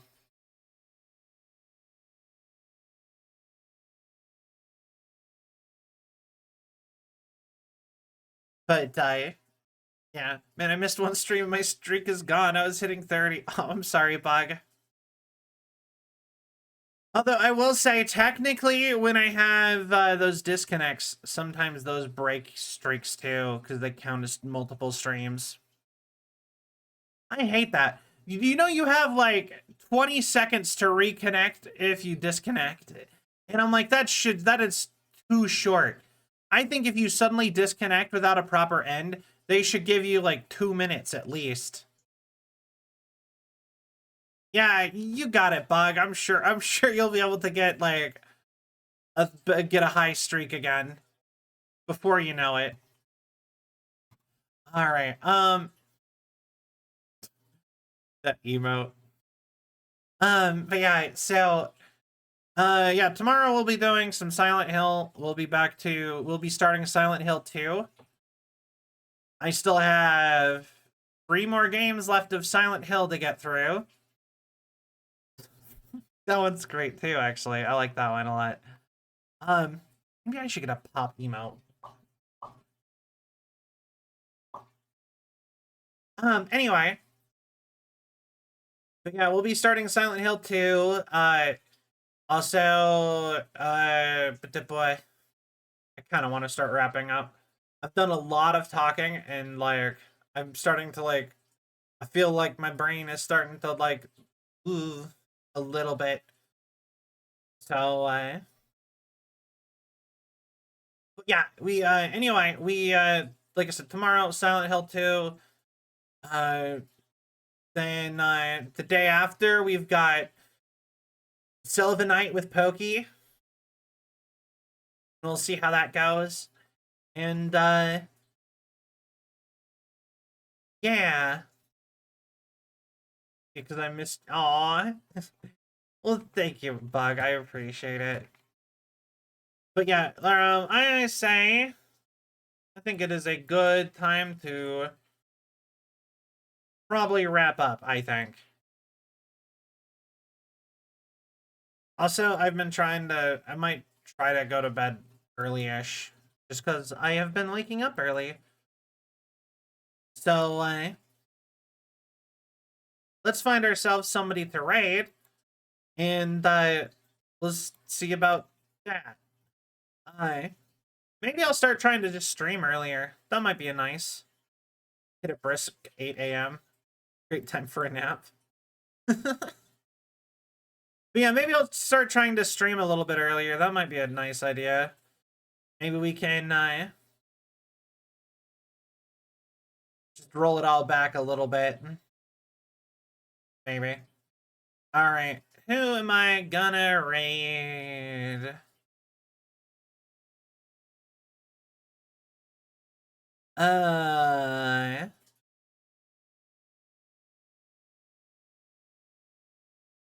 Let's see here.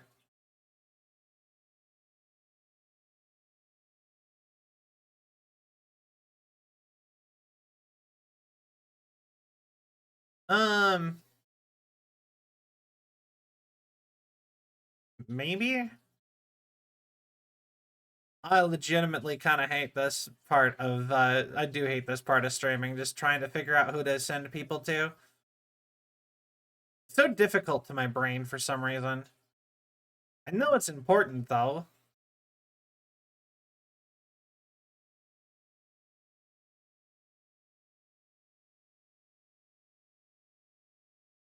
You know what?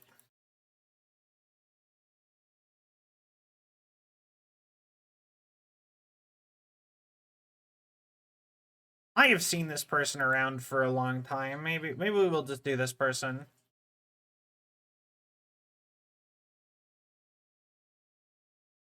Yeah. All right. They are playing Kingdom Come Deliverance.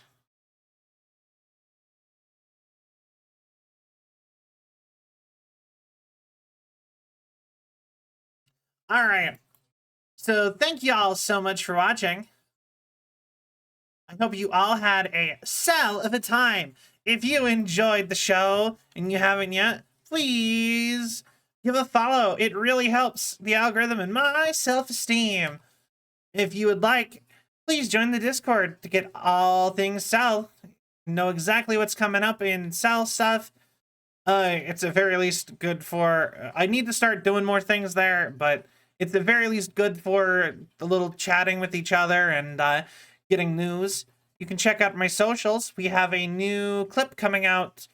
We have new clips coming out all the time that are all edited and nice. We have... So you can check those out on YouTube and TikTok, at least for the next week. And if you'd like to get merch, you can do that here, and you can get Patreon here. I think that's everything. So I hope you all have a wonderful night. Good night, everybody.